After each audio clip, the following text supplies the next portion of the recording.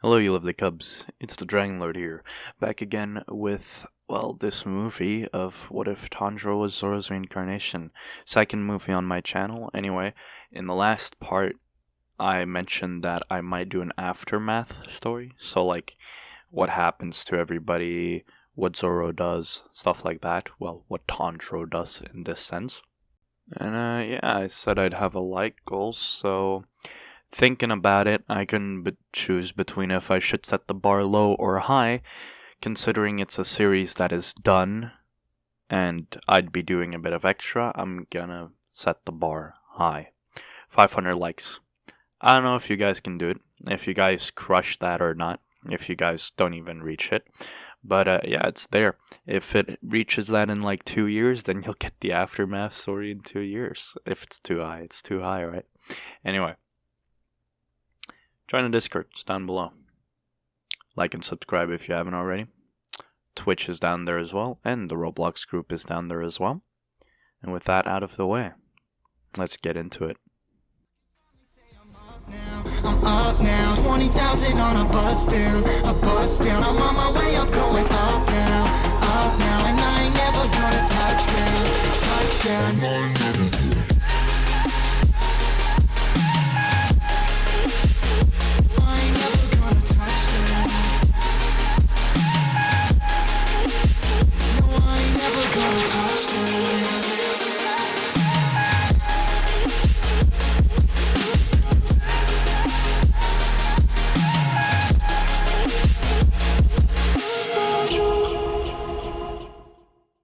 Wano, a country that was being suppressed by the mighty emperor of the sea, Kaido.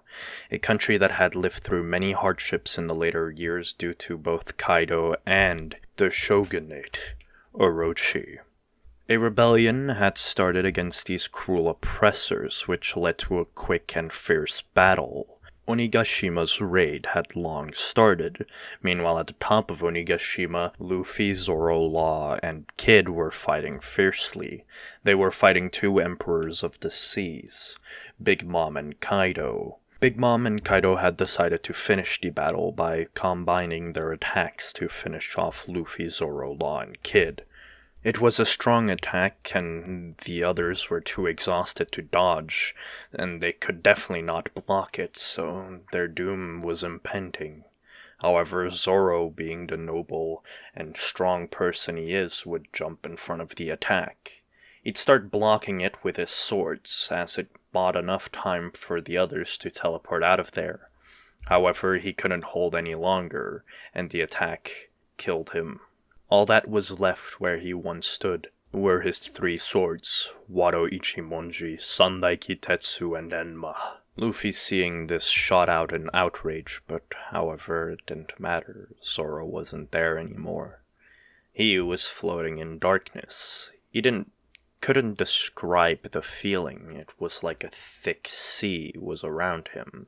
Something like a swamp, but he just couldn't see. Everything around him was dark. He floated there for an unbearable amount of time. He had no real sense of time, but it felt like eternity. And then in the next instant, he found himself waking up. He looked around and he saw two people looking down on him. They had huge smiles on their faces as they said stuff. At first it was hard to understand, but his hearing slowly came back. He heard stuff like "son" and "my beautiful boy."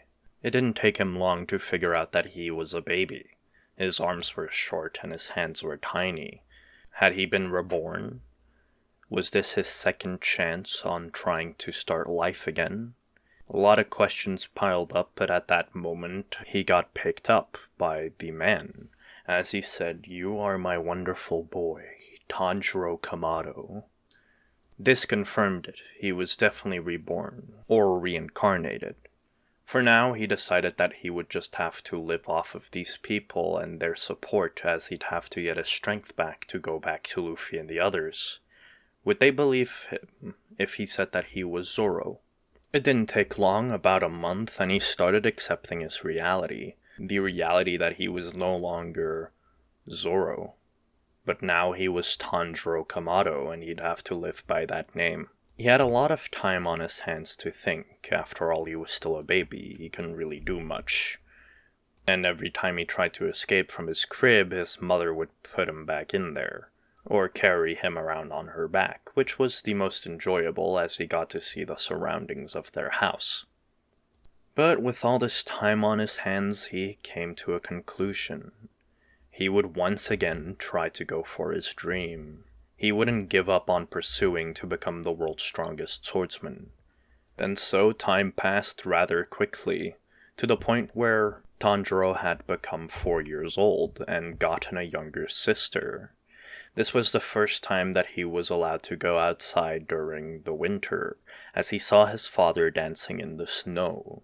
Now he remarked one thing about his father. He had a weak constitution, a frail body that couldn't do much, but yet his father was someone who could work tirelessly for hours. He questioned why, because even now his father was dancing in the snow. Now Zoro himself felt like it was quite cold, but he was still growing up. Eventually he would be able to do that as well, dancing like that. He wondered if he could. If he had the strength he had at Wano when he fought Big Mom and Kaido, could he dance like that all night long in the freezing cold? But then he reminded himself of all the training he had gone through, pulling boulders as a child for days and nights whilst it rained, soaking wet, or when he was even sick. It didn't matter, he could do this. He had pretty much done something similar, just in a different way. Yet there was something elegant about how his father danced. It captivated him a bit. He recognized this. This wasn't just an ordinary dance. He had seen sword dances before, after all. In his pursuit of becoming the strongest swordsman, he had seen a lot. That includes swords dances and people who use dance in swordsmanship. This was definitely a sword style that had been converted to a dance. That's what he thought. Before he knew it, spring came around, and, well, he asked his father what it was, the dance, and how he could dance like that even though being so frail. So his father spoke in a gentle manner as he explained that it was a breathing technique and a dance. Tanjiro asked him if he could teach it to him. Thinking about it, this could probably make him stronger in the long run. If he used this, he could probably learn stuff that he didn't know before. And so Tanjiro starts training Tanjiro the sword dance and the breathing technique. And rather quickly, Tanjiro learns how to do it. It's a bit hard because his body isn't used to it, but he does the dance pretty well, almost perfectly, to the point where his father is quite surprised, even thinking that he's a genius amongst geniuses. It's at this point that Tanjiro has a thought. Could he use Haki here? Or would his body not be susceptible to it? So he tried it out, and he sensed a sliver of Haki, but he felt like he couldn't access it yet. Like the power would be too great for his body to handle, which was quite a surprise. But he decided to just lay off on it, as he had to first train his body up once again. Another year or so passed, and Tanjiro definitely showed that he had a lot of skill. He started helping his father out with the charcoal and cutting down trees. This was mainly to start training up his body once more, but he didn't really want to arouse suspicion yet on why a 4-year-old boy would start an intense training. He'd also have to start out somewhere, right? And after a year of doing that, Tanjiro actually found it right that Tanjiro came down the mountain with him to sell some charcoal.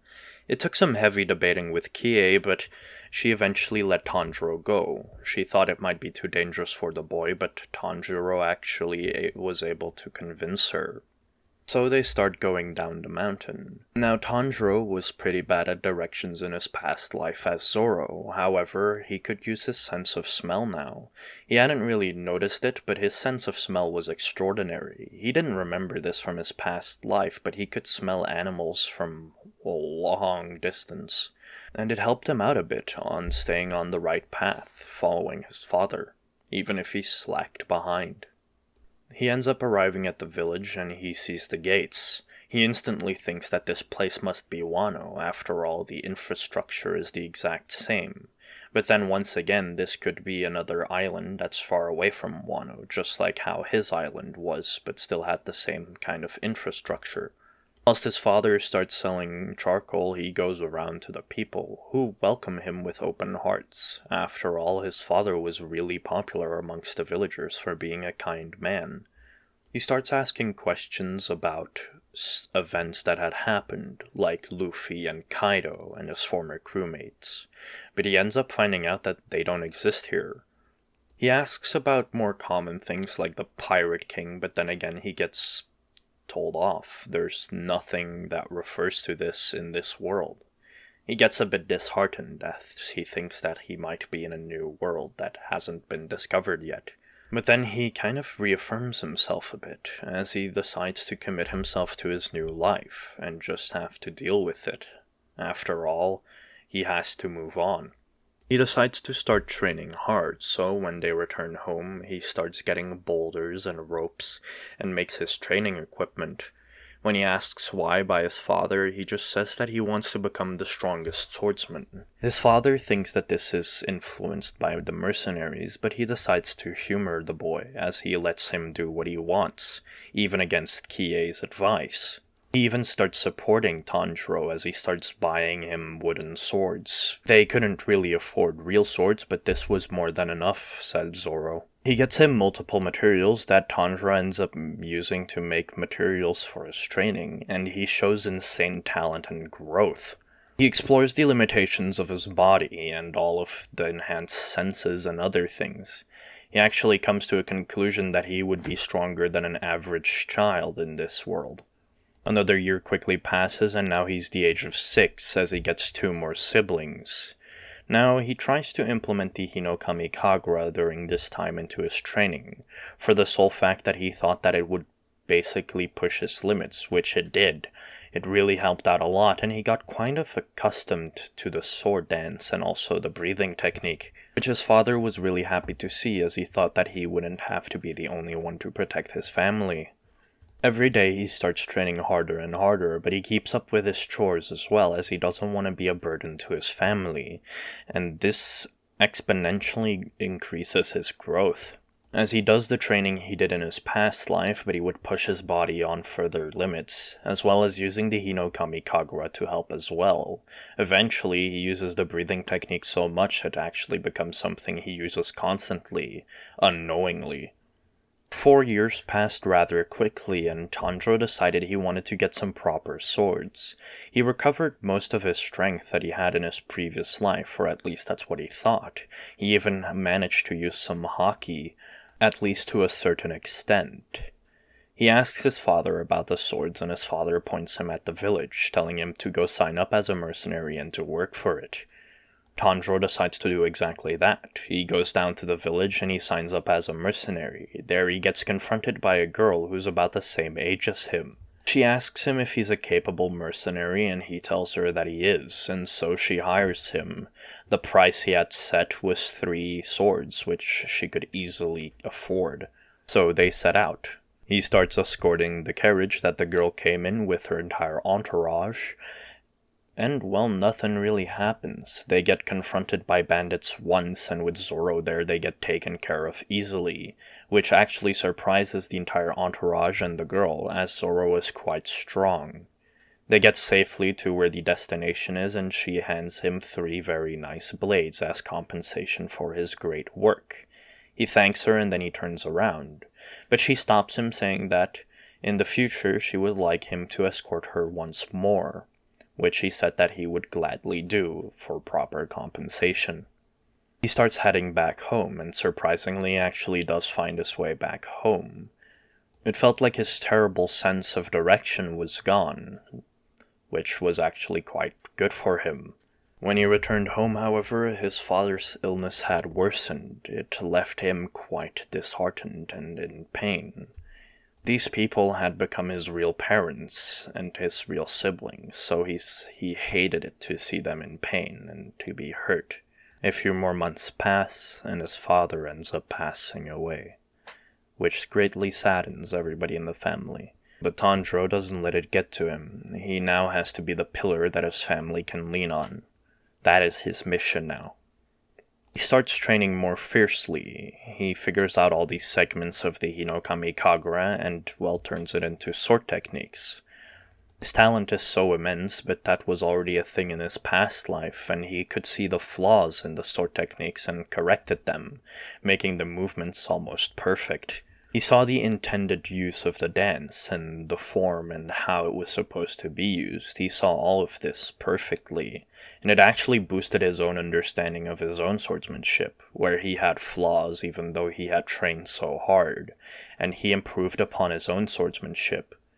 He even starts using breathing in his swordsmanship more actively. He had already started breathing unconsciously, but it was a bit ineffective, and now he started making a valid effort for it, actually doing it. It's within this time as well that he starts learning to use Haki once more.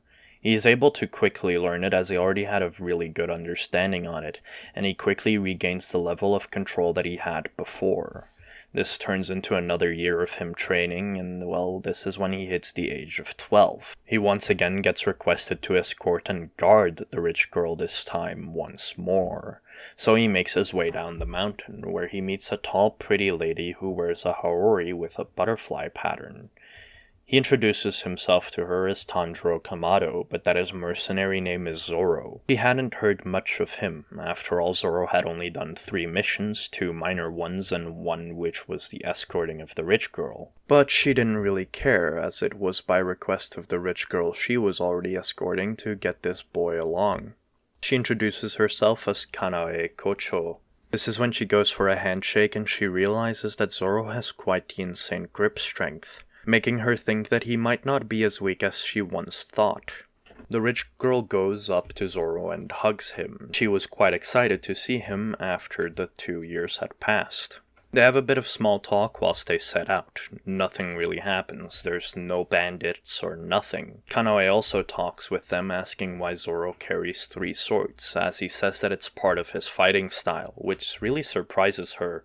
They continue to chat and then arrive safely. The mission report says that he has to also stay there for the night, so Kanoi tells him to go rest and that she will take the first shift in the night. So Tanjiro does. He enters the room that was provided for him and Kanoi to sleep in, as he takes the first rest.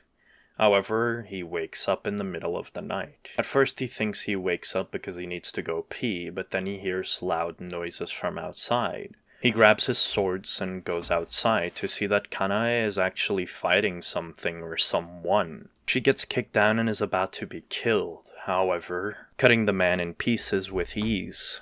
He turns around to head to Kanai, however, she yells at him to watch out, as he barely dodges an incoming attack. He wonders how, and then he looks, and the man that he just slashed up was healing. He jumps back, arriving right next to Kanoi, who then proceeds to hand over her sword to him, and tells him that he is a demon and that they can only be killed by using these special type swords, and by beheading the demon with that sword. Tanjiro sheaths his other blades as he then grabs Kanoi's blade.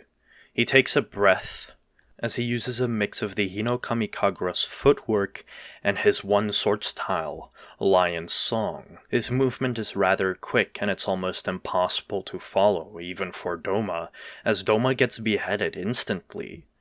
Doma is worrying and tries to regenerate his head, but gets stabbed in the head by Kanoi's blade one more time, making him slowly disintegrate. Kanai watches in amazement as Tanjiro returns her sword. She asks him who he is, and he just says that he's Tanjiro Kamado, a mercenary who goes by the name of Zoro. He didn't really know about the demons. He had been told when he was young, but it was such an insignificant thing that he had forgotten about it. And he had pretty much gotten back to his strength before Wano, so combining that with breathing was insanely powerful. He hadn't realized it, but he had become way stronger than what he was when he fought Kaido and Big Mom, simply by acquiring 2 new techniques. Kanoi tells Tanjiro that he should rest and that she'll take the rest of the night shift, which he does. He goes back to sleep as he feels pretty much exhausted. He's still young and his body is still maturing, so it's pretty hard for him to exert so much power. However, he wakes up early in the morning and then returns home. The job was only to escort and to guard in the night, nothing else, so he didn't feel like he should stay any longer, plus he had already received his compensation at night. Tanjiro would return home. Now, a lot had changed from what was in the past. He had received the scar when he was young because he protected his younger sibling from a boiling pot of water, but the scar had really changed over the years, as it was really resembling the scar that a man used to have. Yoroichi Tsujikuni, that was the mark that Tanjiro had, an uncanny resemblance. That's how much he had grown. Though Tanjiro hadn't realized that it actually made him stronger. It was just something that was changing over time. He thought it was just simply healing. After all, if he used his haki, he could easily cut through anything. The only thing that he would want now were better blades, but that would be hard to achieve. A few weeks would pass by, which in those weeks Kanoi had to report to Ubuyashiki. She had to report about the Upper Moon 2 demon, Doma, being defeated. They thought she did it, but she explained how a boy single-handedly defeated Doma, and as it looked easy from the side view, Ubuyashiki ordered them to find this boy and to recruit him into the Demon Slayer Corps. After all, this boy had single-handedly killed an Upper Moon, and not just any Upper Moon, Upper Moon 2, who hadn't been switched out for almost 200 years or more. It really made him surprised, and that a young boy did this. If they had him in the Demon Slayer Corps, then killing Kibutsuji Muzan didn't seem so far-fetched after all. After the events of Tanjiro helping out Kanoi and the rich girl, he didn't really have much to do. He had enough money for the remainder of the year, and if he needed more money, he'd just go sell charcoal like he did before. So quickly another year passed, in which Tanjiro grew a lot stronger. He had grown by leaps and bounds, implementing everything he learned into his fighting style. He got a bit disappointed when he realized that these attacks or these moves he was making weren't really going to be used on anyone. After all, there wasn't anyone strong enough to face him. There was that weird man one time, but even that man was easily beaten after just combining breathing into his normal attacks. Tanjiro's training schedule was also not normal. People would look at it and think that he was superhuman, lifting weights that were far beyond what normal humans could lift simply because he pushed himself to that limit every day. Even hockey came much easier to him now. He felt like it came easier to him than it did before, which was a bit confusing, but he just thought that it was simple, that he would easily regain the control he had before, and then it would just raise the proficiency from there. It was around winter time now, and he didn't have much to do. Training was one of the things he did, and then just getting charcoal or firewood was the other. He realized something, though. It was around this time that Nezuko's kimono had been ripped up. He didn't like seeing his sister basically wearing rags, so he decided to maybe sell some charcoal and to get her a new kimono. So, the next morning he got to work. He started chopping down the trees with his swords instead of the axe. He had done this to further improve his precision and whatnot. He got the wood and he went over to the charcoal burner, where he turned the firewood into charcoal. He then put them all in a basket as he slowly started making his way down the mountain after saying goodbyes to his family. He had a clear goal in mind, sell the charcoal and then make his way back, but the problem was he got lost. Although he took this path many times, he still got lost from time to time.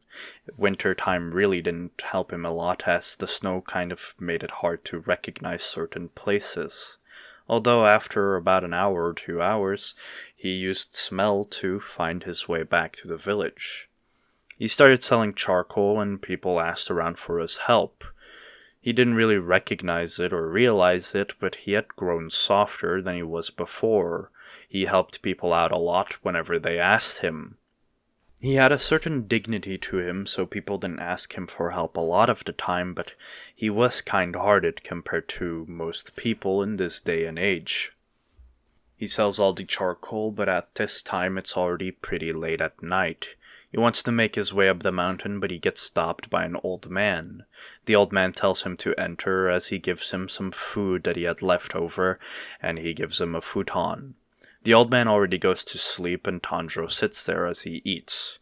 He feels something weird with this observation hockey, but he's too tired to actually go check it out. He had not really slept any of the last days, and he just felt exhausted, so he decided to go to bed.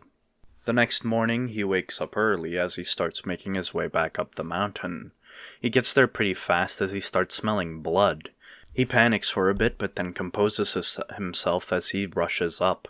He finds his sister laying outside with his younger brother, Rokuta laying under her. She's badly wounded, but she's still breathing. Rokuta, however, is dead. He looks inside, and to his horror, everyone in there is dead. It sinks his heart for a second, as it's hard to process, and he feels a sort of despair, but he reaffirms himself. After a second, he looks at Nezuko again, and she's still breathing. She's fine. He has to get her to a doctor, however. He really starts reminiscing about his childhood friend Kuina, who had died by falling down these stairs. He hated it. He didn't want that to happen to somebody he saw as family.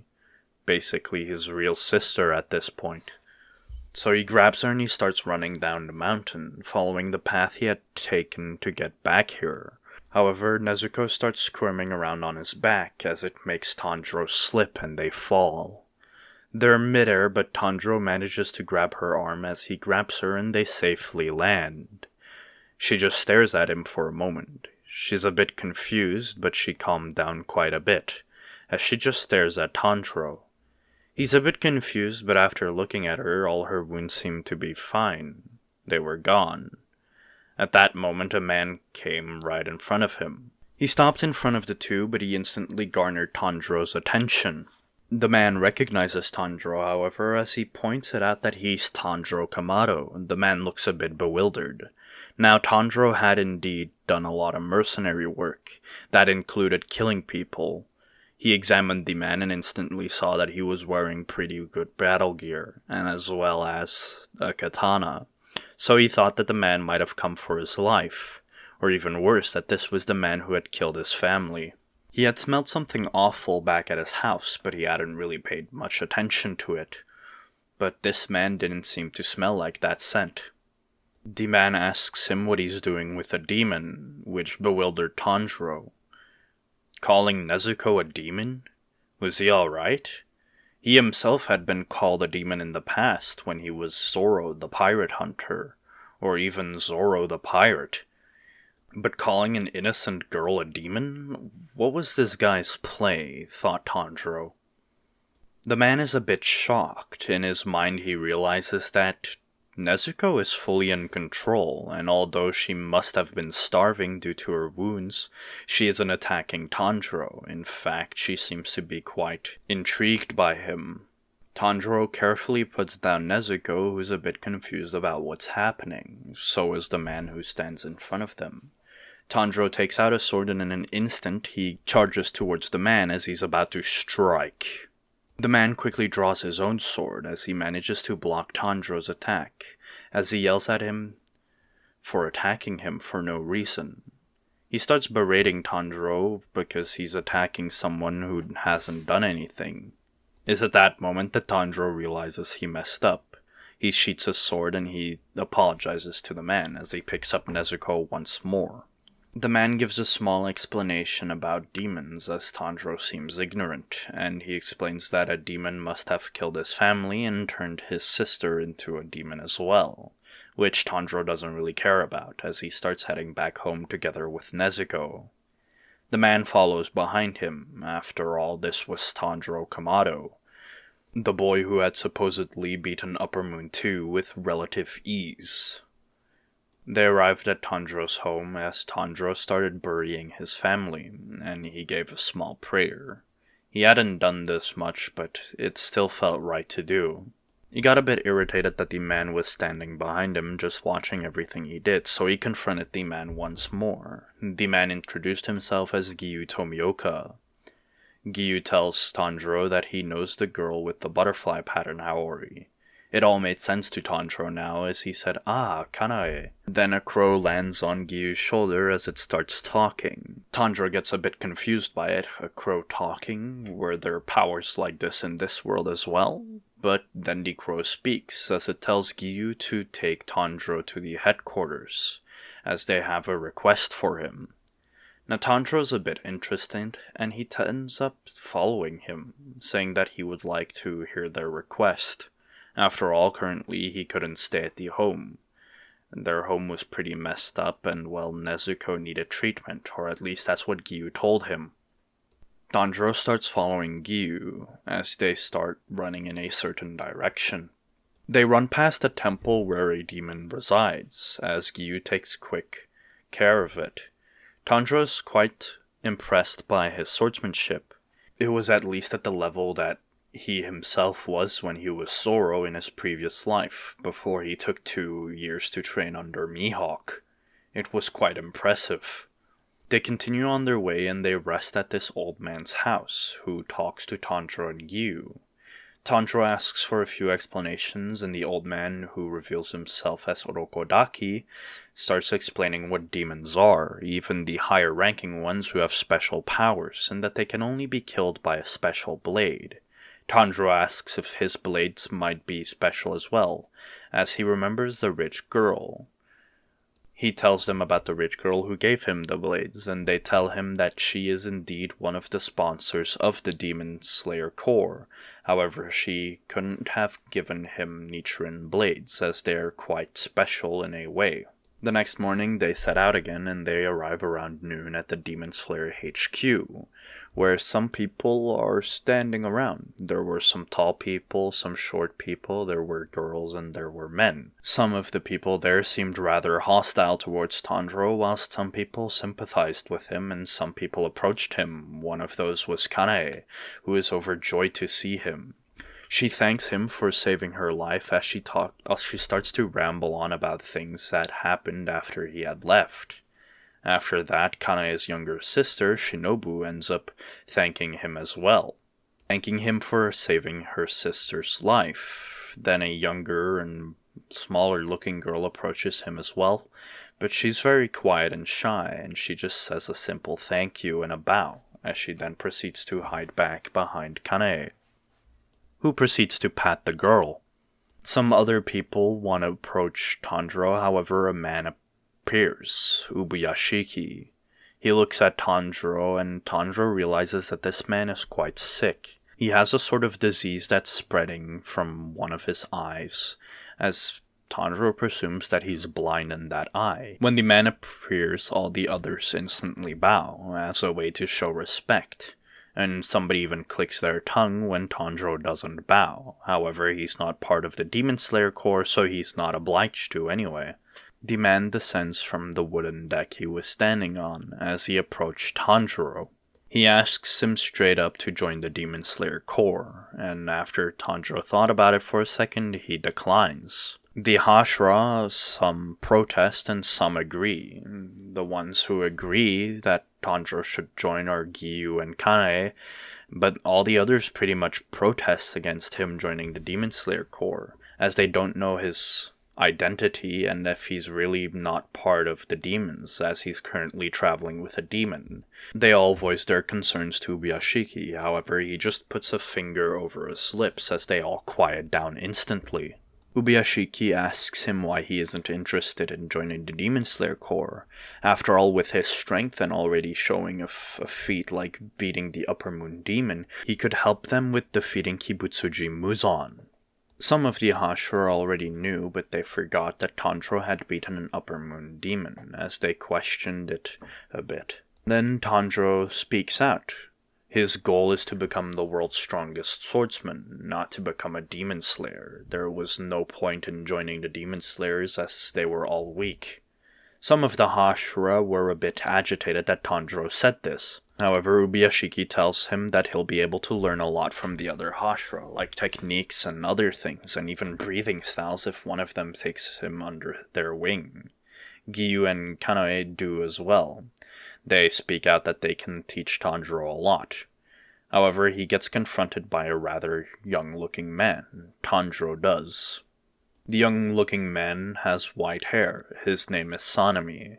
He voices his concerns about Tanjiro joining the Demon Slayer Corps, and he doesn't want him to join. After all, he knows that there's a demon in the basket behind Tanjiro, and he tells them that he doesn't want somebody who's traveling with a demon joining the Demon Slayer Corps. Sanemi tries to take the basket, but instantly a sword is pointed at his neck. He couldn't even react. That's how fast that Tanjiro had drawn his sword and aimed it at his neck.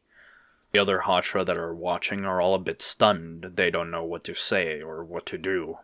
It's at that moment that Gomei speaks up. He challenges Tanjiro and asks him to see their difference in their level, as well as if he beats him, that he should join the Demon Slayer Corps, as a Hashira of his own style.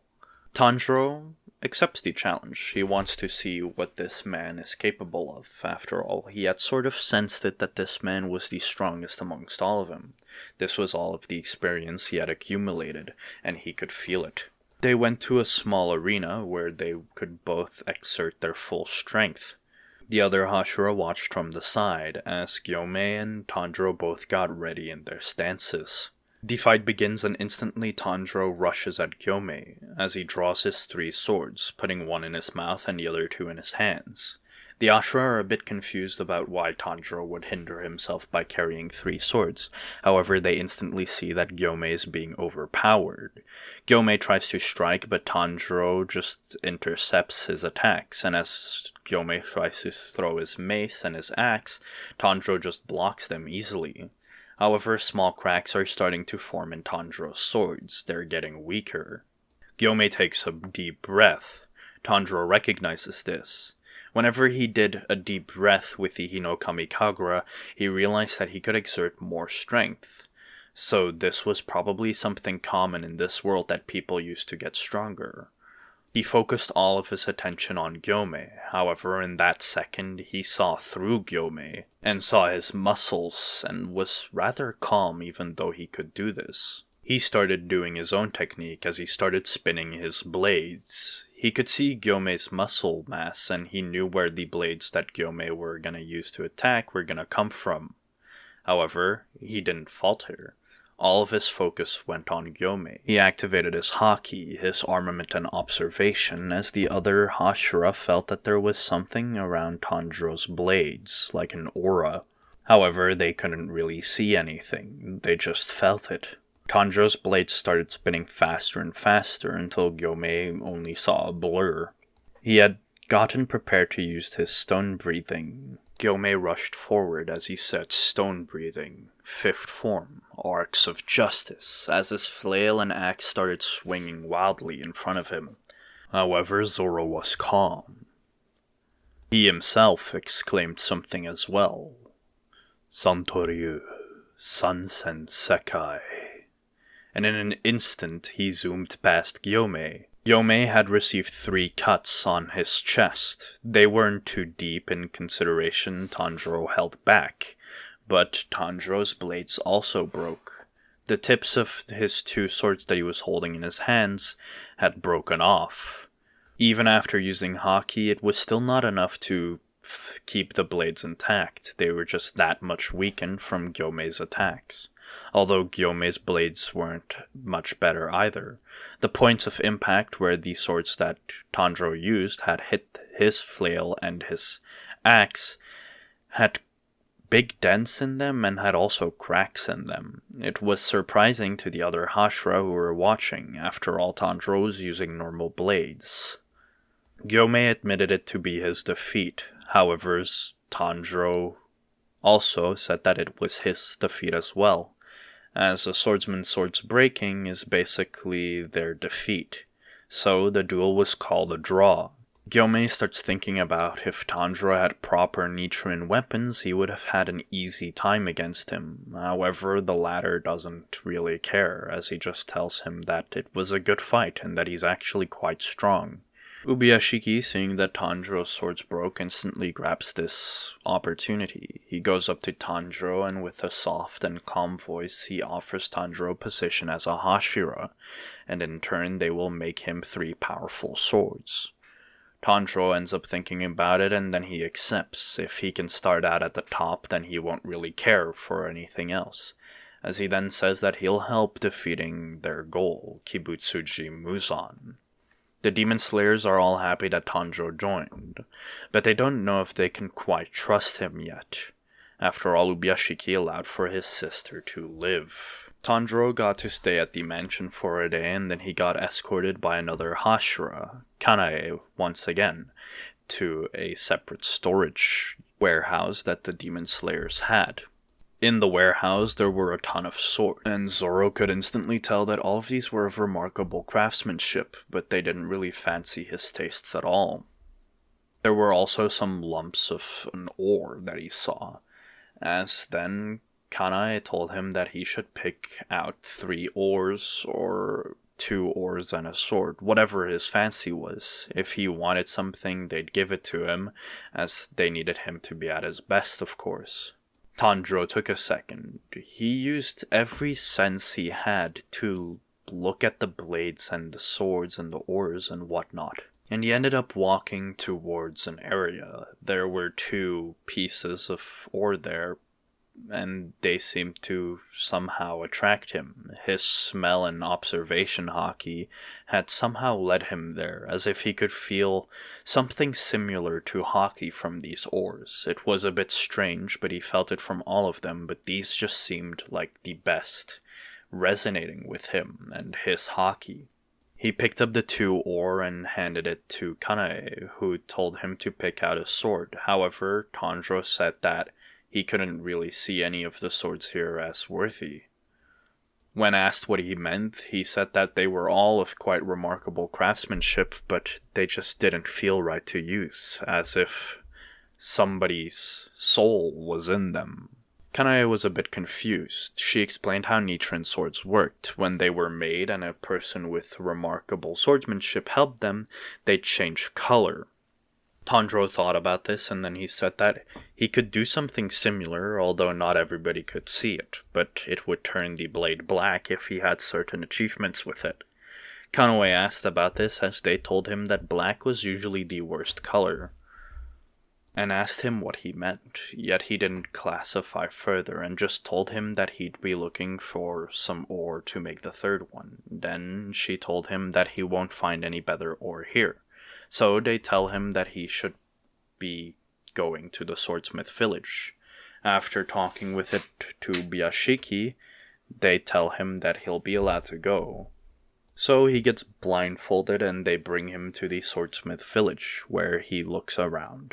They bring him to another warehouse, but once again he can't find anything, and that's pretty much all of the high quality ore they have. Up next was the ore that they used for most of the starter Demon Slayers, to see their skills grow, and then they would reward them with more rare ore. They brought Tanjiro to another warehouse that had lower quality ores, but once again he found nothing. He was walking through the village thinking about it, as he then sensed something. He walked in a certain direction and there he found a puppet. It was of weird design, but it reminded him of Hachan, the octopus who used 6 swords against him. Then a boy ran up to Tanjiro and told him that he must absolutely not fight this thing, as it was something he got given as a keepsake. However, Tanjiro tells him that he can send something from inside the doll, a sword. The boy tells him that it's impossible, as this is an advanced mechanism that somebody in the past made, as it was used to train demon slayers. So, Tanjiro asked if he's allowed to go against it. The boy laughs as Tanjiro looks like he doesn't have a sword. So he brings Tanjiro some swords as he wants to see him fail in beating the thing. Tanjiro picks up 3 swords, which surprises the boy, as he puts 1 in his mouth and puts 2 in his hands. The boy yells at him that he shouldn't degrade a sword by putting it in his mouth, but he just tells the brat to shut up and watch. The boy gets a bit mad, so he decides to prank Tanjiro in a sense, as he puts the doll on its maximum setting. Tanjiro yells out to the boy that he shouldn't be mad if the doll gets destroyed, and the boy says if he manages to destroy it, he wouldn't be mad, as it would be funny to see him fail. Tanjiro gets in a position, and the moment the doll starts moving and rushes towards him, he rushes past the doll, instantly breaking it, cutting off all 6 of its arms and just decapitating the doll in an instant. The boy's a bit surprised by this, but the doll ends up exploding before he could say anything. Out of the doll came a sword, and Tanjiro grabbed it. It was a sword that was quite well made. Although it was really old and it wasn't really on its finest state, he could tell. This thing, if it got properly fixed, would be great. At that moment, a blacksmith would come out from the bushes. It was the blacksmith that was currently working on Tanjiro's swords, Haganezuka.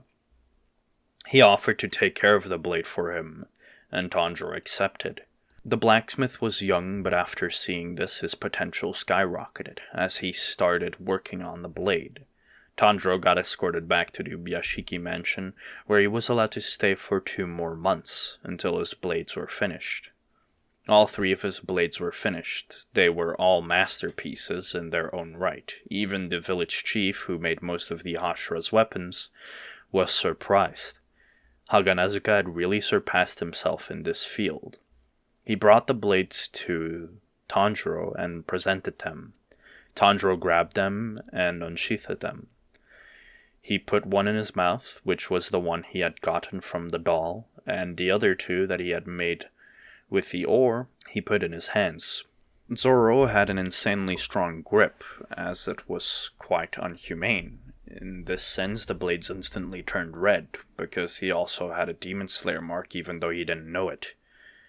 Ubuyashiki and the few other Hashra that were stationed there were surprised. Tanjiro was the first one to have the crimson red blades in so long. After he had taken the blade out of his mouth, however, the blade turned to black, as it was quite confusing to everyone. However, Haganezuka was pleased. He thanked Tanjiro for showing him something like that as he returned back to the Swordsmith village. Tanjiro finally got his first mission. Tanjiro finally received his blades. They turned out amazing. He loved them. Haganezuka was also pleased as he saw the crimson red blades that every swordsmith longed to see. Ubuyashiki, seeing Tanjiro's blades as well, congratulated him as he gave him his first order, his first mission, so to speak. There were rumors of a demon being near a temple and he had to go check it out. However, before he did leave, he challenged Gomei, who was there as well. Gomei was raring to go again. He wanted to fight Tanjiro once more. So they went over to their sparring area that they went to the last time. They both drew their swords, with Tanjiro drawing his 3 swords. He put one in his mouth, the one he had gotten from the doll that had been finely refined, whilst he held the other 2 in his hands. He put a bit of strength into his grip and also bit down harder on the sword. This changed the swords to turn red, crimson red, as he was preparing his move. He wanted to beat Gomei without using haki, at least not armament haki, that would be too easy. He wanted to beat Gomei with pure skill alone. That was his goal. He could have easily done it, but last time his swords broke and he couldn't keep the fight going, although he did strike at Gomei. However, in the time that it took for Tanjiro's blades to get forged, Gyomei's strength had exponentially grown, simply from him fighting Tanjiro that one time. Gomei also prepared his stone breathing, preparing to use the 5th form right away. Tanjiro once again started spinning his blades. This was a move he had used a few times before, but never against Gomei, at least not properly. Gomei rushed forwards, preparing to hit Tanjiro. However, Tanjiro just spoke, Santoryu, Sansen Sekai, as he rushed forward much like last time in his fight. However, this time the fight went a lot different. When Gyomei's axe and mace hit Tanjiro's swords, they got deflected, as his swords didn't break. This led to the perfect time for Tanjiro to attack Gomei, as he perfectly got the 3 attacks in. The attacks were shallow, as he didn't want to hurt Gomei. After all, he was an important person to the fight against the demons. There was no bad blood though. Gomei respected Tanjiro. This was pure skill that he just displayed. He didn't even use the weird energy that he felt before. This was something remarkable. Gomei bowed to Tanjiro as a sign of respect, saying that he would love to learn from him in the future. And likewise, Tanjiro did the same, as he wanted to know the tricks that these Hashra had used. After all, they had gotten immensely powerful and they hadn't even learned anything that he had learned. After the spar was over, Ubuyashiki approached Tanjiro once more. He asked Tanjiro if what he should call him for Hashra. After all, they didn't know what breathing style he used. Then Tanjiro explained that his new main fighting style was a combination of the 3 sword style he had made himself, and also this Dance of the Fire God breathing technique he had learned from his father. When asked about it by Ubuyashiki, Tanjiro said he didn't really know where it originated from, as their family were charcoal burners and he didn't really understand the entire concept either way. Luckily, at the moment, the Flame Hashra Rengoku was present to watch the duel happen. He approached as he said that they might have some records on this Dance of the Fire God, but it was definitely not something related to flame breathing, as he explained that the intonation and the naming sense of the breathing styles was very important, and that they couldn't get it wrong. After all, even sun breathing, the originator of all breaths, was something so powerful that no other breath really makes a comparison, and that they should be really careful not to name their breathing style sun breathing or something related to the sun. So Rengoku invited Tanjiro to come over after he finished his mission, which Tanjiro agreed upon. A crow landed on Tanjiro's shoulder, as it said that it would be leading him to the destination, and so Tanjiro followed the crow. And after only half a day, he had already traveled so far that he had reached the destination, which was a small village. It hadn't much, but there was a temple nearby, and people were saying that they heard weird things happened to the monks as they were completely slaughtered. Night fell and Tanjiro went out to explore. He went up the mountain path where the temple was supposed to be. As he entered the temple, there wasn't really anything there besides the stench of blood. There wasn't even a corpse or anything. However, observation Haki helped him out. He looked over at a statue and then decided to slash at it. Although the demon that was hiding as the statue quickly moved, it only got slashed in its arm. However, it started burning badly as the demon cried out in pain as it was rolling on the floor, cursing at Tanjiro. Tanjiro took a second to look at his blades. These were really amazing. They could inflict this much damage to demons that his previous blades couldn't even do anything against, as he remembered the Upper Moon Doma. However, Tanjiro didn't really recognize the upper moon as an upper moon, and he forgot that not all demons are equal. This led to a huge misunderstanding that demons aren't that strong. At least that's what Tanjiro thought, and he had made that misunderstanding right now. The demon rushed at Tanjiro and threw up dust to cover its tracks. It ran out of the temple after attacking Tanjiro and failing to hit the attack, seeing that Tanjiro was too strong. It ran down the mountain and into the village, as it tried using some people as hostages. However, Tanjiro, showing his immense speed, combining the Hinokami Kagura's footwork with his 3-sword style, instantly beheaded the demon, using a lion strike, not even having to draw his other 2 swords. The people that were there were terrified. They didn't know demons were an actual thing, but they thanked Tanjiro, as they all praised him. However, his crow started cawing, as it wanted him to move on. It had another few missions for him lined up. A Hashra's time was precious. They didn't have time to be praised as a hero. The crow told him to go south, to a big village near there, as he had to go beat more demons, and so Tanjiro did. He went over to the south as he found the massive village. It was a village a bit bigger than the one he used to live near. He reminisced about the past and he was a bit saddened. However, he quickly looked for the demon. He used his sense of smell and also his observation haki to look for traces. He quickly found the demon once more, as he decapitated it once again, saving a few people in the process. And so for 2 weeks, Tanjiro moved from village to village, and from town to town, temple to temple, slaying demon after demon. He would on average kill at least 5 demons in a night, which was already quite surprising as he had to move quite the huge distances and had to fight stronger demons than most slayers would. However, this was a breeze for him, so much that it was quite a bit boring for him. He hadn't really realized it, but he missed the days where he just trained and talked to his sister in the meantime. It made him remember those good old times. However, his sister was currently in the care of the flower Hashra Kanoi and her younger sister Shinobu, who was about to become a Hashra herself. Kanai had promised Tanjiro that in return for him saving her life, which he already did, she would try to find a cure for his sister together with her younger sister, who was quite the expert on medicine and all that. So they started working on that cure, but they had to use Nezuko's blood from time to time to try and figure out the Muzan cells in it. Meanwhile, Tanjiro kept doing missions, and another week quickly passed, where he killed even more demons. It was at this time that he remembered that he should probably go meet the Flame Hashra. Actually, his crow was the one that reminded him anyway, as the Flame Hashra had called out for him, as this was the only time that they were both free. So Tanjiro made his way over. It took him about a day just because that's how far away he was from the Flame Hashra's mansion. He found Kyojuro Rengoku standing outside, together with his younger brother, who both greeted him happily.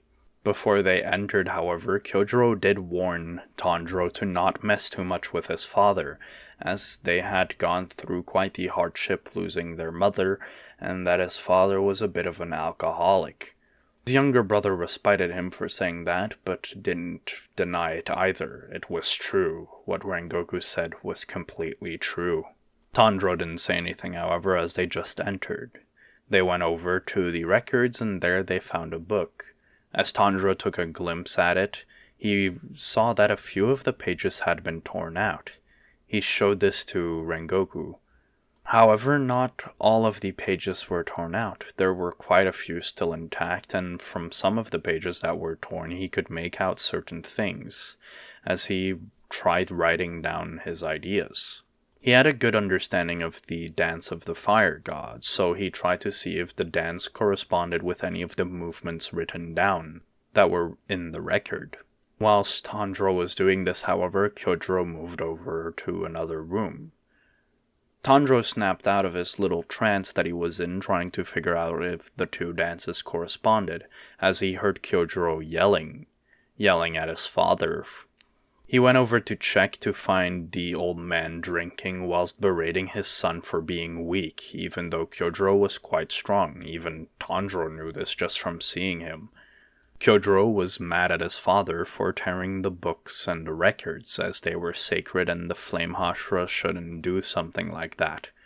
However, the old man just doesn't say anything and just yells at his son for being weak. However, when he sees Tanjiro, he gets a bit mad as he recognizes the scar he has, as he throws the sake bottle at Tanjiro, telling him to get out and that somebody who uses the strongest breathing style shouldn't waste his time being there. Tanjiro gets a bit mad at this behavior and lashes out to the old man. The old man, thinking that Tanjiro's just a brat, rushes at him. However, Tanjiro easily flips him over and lays him on the ground. The old man stands up and just says that he is indeed weak if a brat like him could beat him so easily. However, Tanjiro speaks up.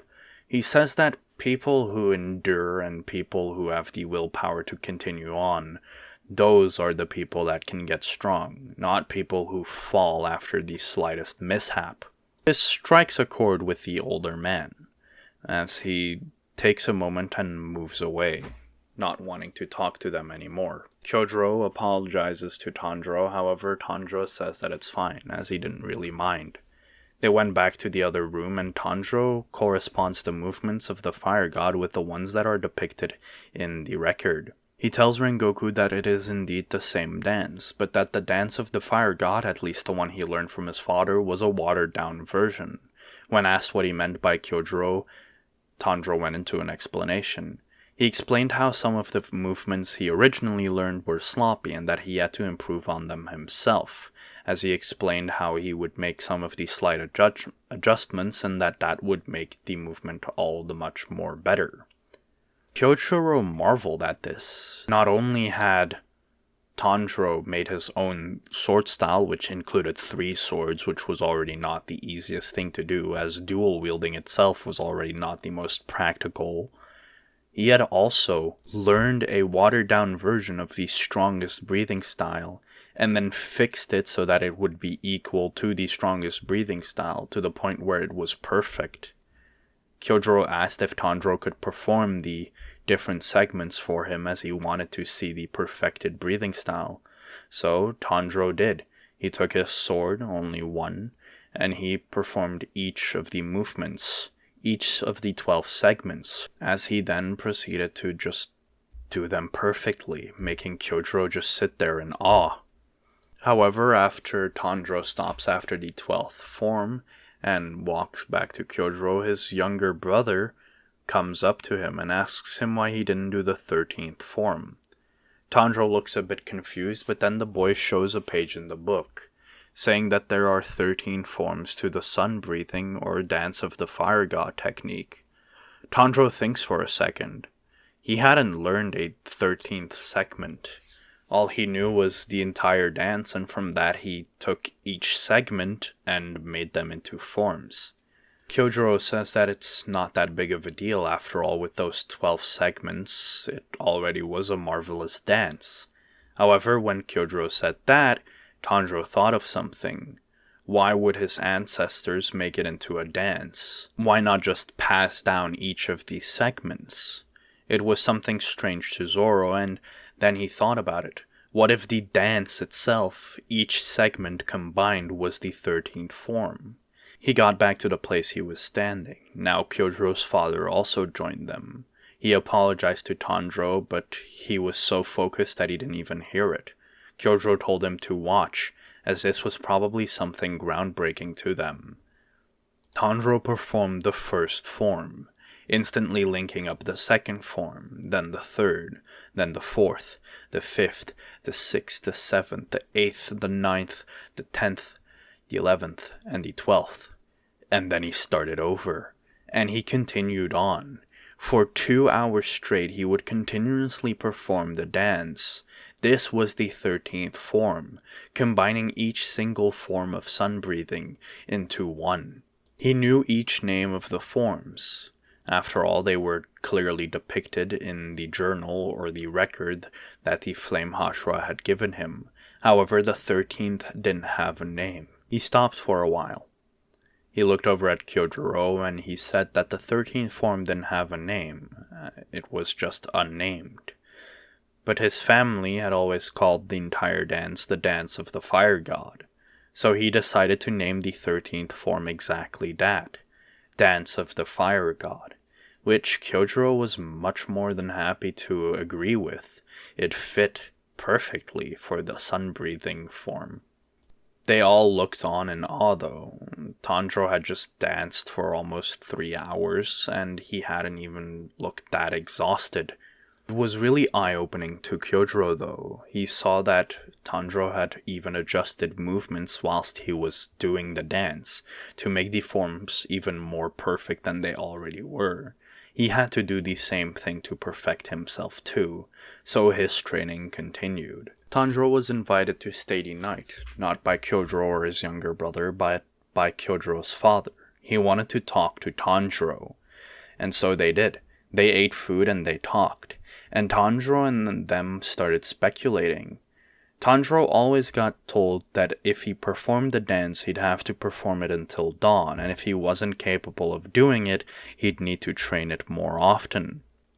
He told this to Kyojuro and the others, and then at that moment Kyojuro thought, what if Muzan couldn't be decapitated? What if he could regenerate his head?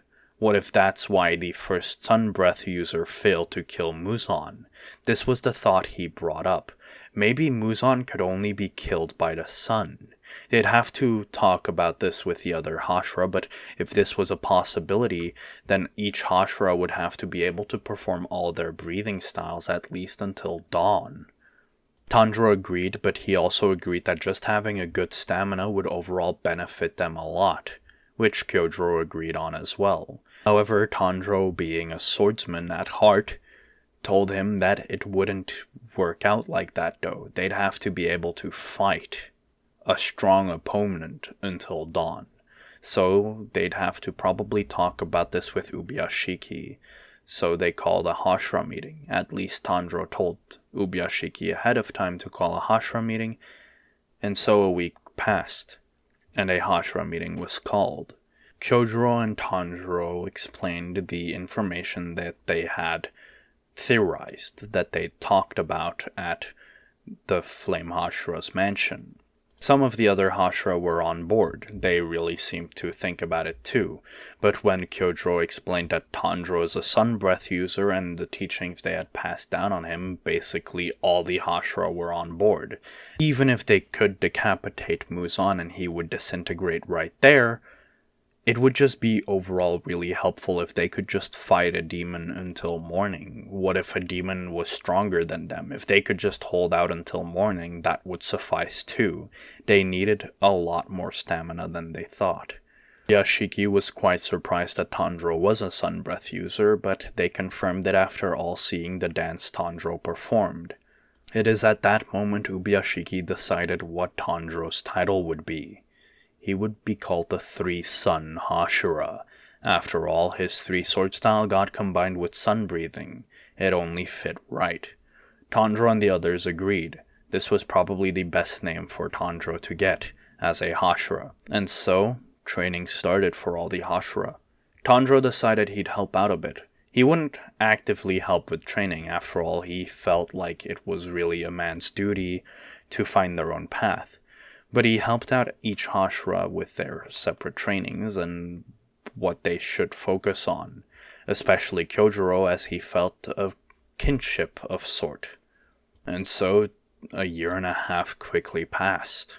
A few new Hashra joined in this time, as well as Shinobu Kocho, the younger sister of Kanoi Kocho, the one that Tanjiro had saved. This time as well, Kanoi had also opened up greatly, as Kanoi was a great influence on her, and Tanjiro also visiting from time to time really made her happy.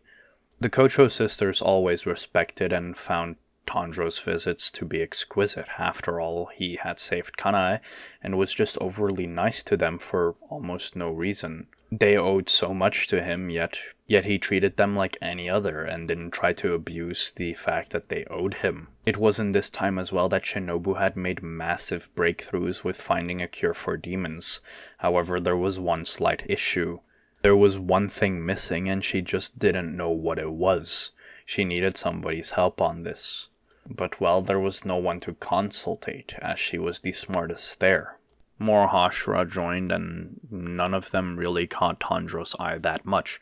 There was a girl with pink hair, and a boy that was pretty much shy to everyone. However, the boy opened up a bit to Tanjiro. Not much though, but a little bit. Tanjiro's next mission came in. Tanjiro had finally received another mission. It had been quite a while before he had gotten missions, but of course he was out because of his swords and other reasons he couldn't always be on mission. Anyway, he got a mission, and it was to go scout out in Tokyo. There were rumors of demon activity, so they wanted him to go investigate it. In case of it being an upper moon demon, they definitely need someone as strong as Tanjiro to be able to protect the people there. So Tanjiro set out. He arrived after about a day of walking and got some food. He was actually extremely hungry. He hadn't really ate a lot in the last few days because he had been so focused on helping the other slayers get stronger, he had forgotten to even eat food. He had stayed up multiple nights and multiple days after each other, and he just didn't care. He just wanted to see improvement in everybody around him. So he arrived at an udon stand and instantly started chowing down on food, after paying for 2 bowls of udon. He thanked the man and then made his way. Night was falling and he slowly made his way through the city. At one point, after about 2 hours of walking around, he smelled something very vile, something so putrid he had only smelled it once before. It was the same smell he had gotten when he came back home to his slaughtered family. He started running towards the scent, eventually finding a man wearing a fedora and all black clothing besides for his pants, which were a kind of beigey color. He grabbed the man by his shoulder just to see that the man turned around and that he was carrying a child, a human girl. Next to the man stood also a human woman. Now Tanjiro looked at the man in his eyes. This was definitely not a human. This was definitely Kibutsuji Muzan. That's the only person that could release this much pressure just from having a simple gaze. Now Muzan looked at Tanjiro, and he was freaking out. He saw that this was the boy who had easily defeated Doma, and that was years ago. Who knew how much stronger this boy could have gotten? This was at least a prodigy on the level of Yoruichi. That's what Muzan thought anyway. He then recognized the earrings. This boy had also inherited sun breathing. There was no way for him to survive if this boy started an all-out fight. But he calmed himself down really quickly, because there were people around him. He was safe. There's no reason that this boy would just attack him out of nowhere and start a frontal conversation when he held the upper hand with so many hostages. Muzan, thinking he's safe, let out a sigh as he spoke. I don't know, dear. I've never recognized this boy in my life. However, at that moment, an intense pressure fell upon Muzan's shoulders. It was Conqueror's Haki. Tanjiro had directed all of his Conqueror's Haki directly upon Muzan. This was one of the powers that Tanjiro inherited from his previous life. Conqueror's Haki. Now, it wasn't as strong as it could have been in its raw state. That's because Tanjiro had constantly been using it, kind of like he would armament Haki. He thought of it that way, wouldn't it just work the same way as armament Haki? And he implemented it into his blades, so he was more used to directing it into a current instead of letting it just soar and roar like a wild beast. But it was definitely still enough to get Muzan to feel genuine fear for his life. He said that they should probably leave as they thought that the boy was, in quotation, crazy. He turned around and he tried to slash at a man's neck. Now Tanjiro couldn't intervene because he wasn't quick enough. Not that he wasn't able to catch up to the speed that Muzan displayed, but he simply didn't realize what Muzan was trying to do. The man got slashed and he slowly started turning into a demon, as he was about to attack the woman walking next to him. Tanjiro intervened and knocked the man down. At this moment, Muzan and his wife and child left.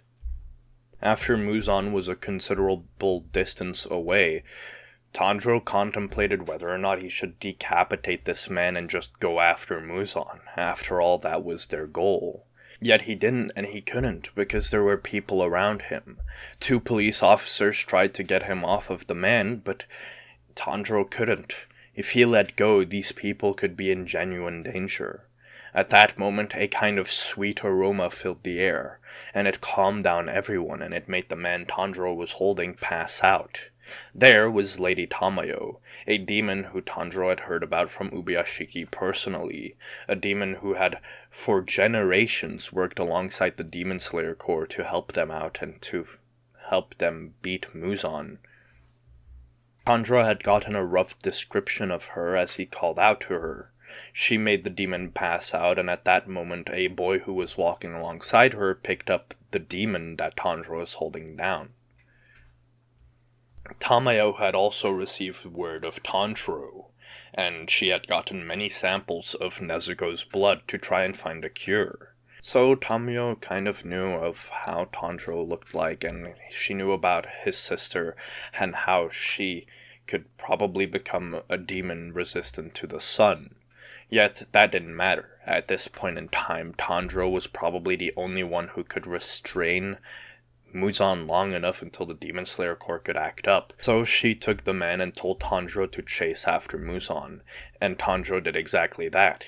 He jumped up from where he was laying down and started running after the man, who had killed his family. Muzan had already gotten into an alleyway to get away from, well, his so-called family and prying eyes. Tanjiro came face to face with him. Behind Muzan stood 2 other demons, and the corpses of people who just wanted to walk through the alley that Muzan had killed. This infuriated Tanjiro a bit. He could take life so easily. Even he himself in the past didn't care, as if people got in the way of his goal, he'd slash them up. But still, killing people? Something just didn't feel right with it. It was like something deep inside him told him that this was not okay, even though he had seen it many a times before.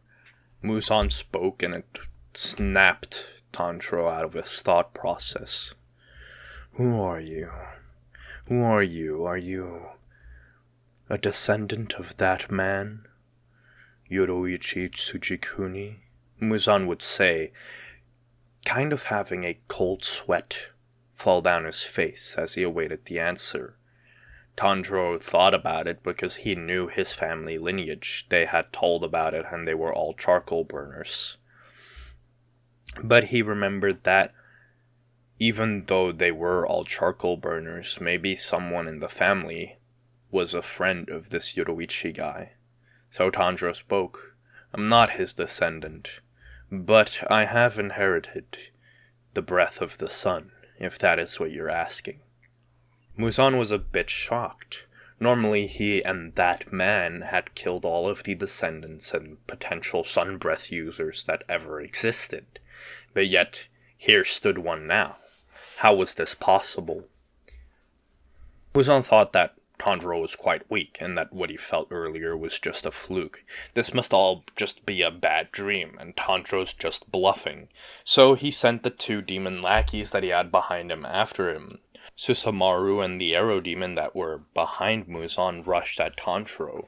Together they were quite the deadly combo, however, Tanjiro instantly decapitated them. They were so slow and so weak compared to him that this wasn't even a challenge. He didn't even have to unleash a sword form. He just slashed at their heads and they were decapitated with 1 sword even. Muzan stood a bit impressed. These were people that could become lower moons even. So it was quite a surprise that he took care of them so easily. Tanjiro pulled out his other swords, the 2 others that he carried. He put one in his mouth and the other in his other hand. Muzan stood there a bit confused. 3 swords? He spoke out. You're not going to be able to do very much with that, are you? How will you fight with 3 swords? That's such a hindrance. However, Tanjiro took a stance. As he rushed forward and slashed at Muzan at a speed that Muzan could hardly follow.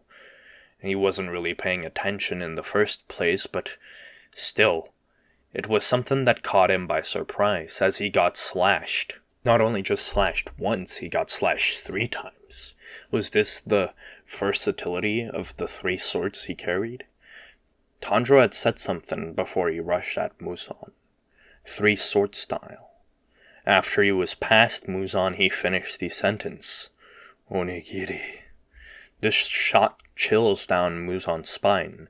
This wasn't even a sun breath dance. He knew this because he had seen all 12. This was something completely new, and it could destroy him because these 3 slashes that hit him, they were all on spots where he had put a brain. However, Tanjiro didn't know this. This was just all a coincidence. He had access to the transparent world if he really concentrated, but he never really used it because he felt like it was just a nuisance compared to observation haki, so he didn't use it that often. But he did have an insane amount of strength, and this is why he could cut Muzan in the first place. Tanjiro stood up and he looked at his swords. He tried to cut through Muzan, but didn't work. Simply didn't. Muzan was just so thick-skinned that it was hard to cut. But he took it as a challenge. He was the man who had cut through steel in his previous life, and who had cut Kaido. So, why could he not cut through Muzan? It was simple. He just didn't try. He turned around to see Muzan a bit scared. Muzan turned around and slashed at Tanjiro, unleashing this tentacle-like arm. It destroyed the alleyway, however, Tanjiro dodged it all skillfully. Not even one of the many whip-like attacks hit him. He just dodged them all skillfully. He then took another stance. The same attack again? Was Tanjiro just a one-trick pony? No. No, he wasn't. Muzan looked closer. Way closer. What Tanjiro was doing was way more refined. He couldn't tell how, but it was definitely more refined. The stance looked very similar, but there was an offset. A few millimeters or so offset. But it didn't matter. The little offset that was there was not that much of a problem. You just thought it would do the same damage, but the pure pressure coming from Tanjiro, the pure fear Muzan felt, that was the issue. That was the problem. Tanjiro's blades had this aura, and, well, for Tanjiro they turned black, but Muzan made a remark. Your blades, they turned black. Is this a blood demon art? He'd say, and Tanjiro thought, what is he talking about? Only people with haki could see haki. Other people might feel it, but they can't see it like how other people would. And usually you'd only see the aura. You wouldn't even see the blades turning black. That was something only the swordsmen or the people themselves would kind of visualize. Yet this Muzan guy could see it. Was this what the Demon King could do? Could he see haki? Well, it didn't matter either way, because there was no way he was gonna stop this. Tanjiro rushed forward at an immense speed, even faster than before. 3-sword style. Rengoku onigiri. He would cut Muzan, this time slashing off one of his arms, making a considerable dent in his stomach, and also almost decapitating him. Muzan quickly regenerated, but it was weird. His regeneration slowed down. It wasn't as fast as before. He felt it. Tanjiro's blades were the same crimson-red blade as that man, yet he couldn't see it anymore because they had kind of turned black, although it was more like a faded color for him. He felt hopeless. He started to attack more wildly as the surrounding places got destroyed. Tanjiro had also kind of destroyed the place around them a bit using that attack, and he didn't want to bring more chaos and destruction to this place, so he decided he would finish it with a combination attack he had been working on for quite a while. Zoro started spinning his blades. Any attack from Muzan that almost hit him just got evaporated because the blades spun that fast. Santoryu, Ogi, Ichidai Sanzen Daisen Sekai. Tanjiro rushed forward when he was about halfway to Muzan. His footwork changed though, as he started rotating. His blades were still rotating as well, but he was rotating as well now, so it made a kind of weird windmill.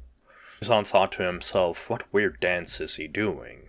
Then Tanjiro took a deep breath, and Muzan recognized it. Although he didn't completely recognize this, this was one of the sword dances that the man had used 400 years ago against him.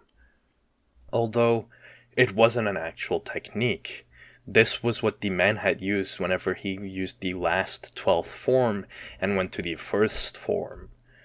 Tanjiro spoke, "Dance," and slashed at Muzan's neck, all 3 swords focusing on the neck, and Muzan got decapitated. His head flew to the sky, and there it was.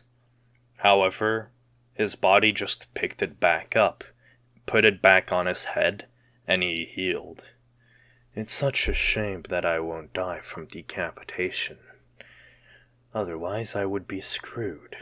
Yet that was quite a formidable technique. I'll make you an offer. Become a demon. You can get so much stronger than you are now. Just imagine it. The raw talent you can show over the next 500 years to infinity. You could become the strongest. And Tanjiro sat there with a dumbfounded expression. Why would I become your underling when I can beat you easily?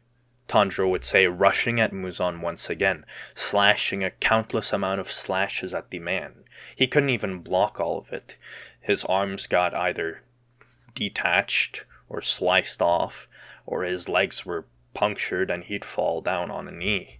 He didn't even know why, because he should heal fast enough, but yet he thought about it. It's that crimson sword. It's keeping him from healing fast enough, so whenever Tanjiro slashes at the man's weak spots, it actually hurts, and he can't heal it right away. He was worried, would he not be able to make it out? Would he die? But at that moment a door opened up, as a hand came through, grabbed Muzan and pulled him out, pulling him back inside of the door. Tanjiro tried following, however the doors closed right before him, sending a sort of shockwave to send him down. Tanjiro was agitated, but there was nothing he could do. He got approached by the boy he saw earlier. The boy was spectating the fight, and he spoke. You are quite strong. I would not want to be your opponent. You are definitely needed if we want to beat Muzan. Please follow me. Lady Tamayo would like to speak to you. The boy had gone from a bit passive-aggressive before to respecting Tanjiro, even putting a sort of nim on his name. Tanjiro followed the boy as they went to a house. There they found Lady Tamayo. Meanwhile, back in the Infinity Castle, Muzan is pissed off. He's slowly healing from his wounds as he's surrounded by Upper Moon Demon and Lower Moon Demons. He then looks at the demon who saved him, Enmu, the Lower Moon One. Why did you intervene? And Enmu speaks. Well, he was stumbling upon his words. He couldn't find what he wanted to say, yet Muzan read his mind. He just wanted to look out for his master. And, well, Muzan awarded him for it. He pierced Enmu's chest and started feeding him an insane amount of blood, as he said, You have done quite well protecting me. Here is your reward, he would say as he then just walked past all of the other demons, making his way to his research room. He needed to get stronger, one way or another. Tanjiro and Lady Tamayo started speaking. Lady Tamayo was worried about Tanjiro, but he was completely fine. He didn't even have a scratch on him. In fact, he looked like he was in perfect state. Lady Tamayo spoke to Tanjiro about her wanting to find a cure for demons, and also medicine that would work against Muzan. So they started theorizing stuff. Now, luckily for Lady Tamayo, Muzan had shed quite a lot of blood in the fight with Tanjiro, and Yushiro had brought some with him, which he got a pat on the head for, which made his mind go blank for a bit. This was heavenly. That is all that was in his mind. This is heavenly. Lady Tamayo told Tanjiro that she would introduce herself to the rest of the Hashra, as she wanted to be able to study with the smarter Hashra like Shinobu about medicine, and Tanjiro told her that was a good idea, and that he would be there to support her and be by her side. After all, she had shown him that she had sort of cured the man who had become a demon, and he thanked her for that. Tanjiro stayed the night, as he had nothing else to do. Next morning, however, a crow flew inside of the barrier, and told Tanjiro to go to his next mission location, and Tanjiro obliged, departing shortly after. Zoro got his next mission. It was to go into a cardinal direction, however, he didn't know what direction that was, so he just followed the bird. He walked for a few days and then eventually came across rice fields. There he saw a boy with a yellow haori clinging to a girl. He recognized this boy as part of the demon slayers and grabbed him off of the girl, apologizing if he disturbed her. He kept saying something about marrying her and that she promised to marry him. However, she just slaps him in the face and says that she never wanted to marry him and that she never made a promise like that. This kind of wakes up the boy, who then just sits there, kind of depressed. Tanjiro takes this guy along as he sees that he's scared of fighting demons. He's scared to lose his life. Anybody would be. So he wants to take him along and show him that with the right strength, anybody can kill demons, and that he is needed to kill the demons. So the boy follows along Tanjiro, who he recognizes. Tanjiro is pretty famous amongst most of the female demon slayers, and he's just a pretty famous guy overall, because, while he doesn't look bad, he actually looks pretty good. He's taller than most people, and he's pretty well built. There's not much to dislike. Zenitsu gets a bit jealous, Zenitsu being the name of the boy with the yellow haori, and he kind of cusses out at Tanjiro. However, Tanjiro just laughs it off, saying that that doesn't matter and that he just wants to become the strongest swordsman, really showing his conviction to his passion. This kind of wakes up Zenitsu a bit, as his stomach also growls, and he realizes that he shouldn't be this kind of a douchebag to random people. Tanjiro hears his stomach growls and pulls out one of the onigiri he had been saving. He splits it in half and gives half of it to Zenitsu, as he himself is quite hungry as well. Zenitsu thanks him for his kindness and they continue walking. Eventually they find two siblings, or two little children, who are scared and they're hugging each other. Tanjiro walks up to them and asks what's wrong. They tell him about how a demon or a monster took away their brother at night. Tanjiro asks if they know the direction that the monster ran in, and says that he'll go save their brother. They start leading the way and Zenitsu follows along. They find this old house in the woods. Tanjiro looks inside and uses his observation haki. Instantly he can tell that the house is a bit bigger than it should be, and he can tell that there's some weird kind of energy floating about, a blood demon art. He senses 3 demons and tells Zenitsu that he has to head inside as well. He tells the children to hide and tells them where to hide exactly. They go there and then he enters together with Zenitsu. They start running and Zenitsu follows along. After all, Tanjiro's a Hashra, and you can't just disobey a Hashra.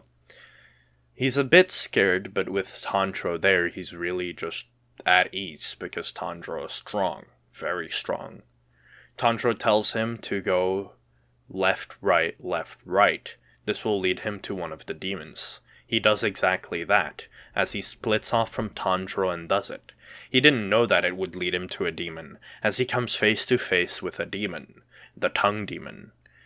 He gets scared, as the tongue demon says that he'll eat his brains out through his ear, which makes Zenitsu pass out.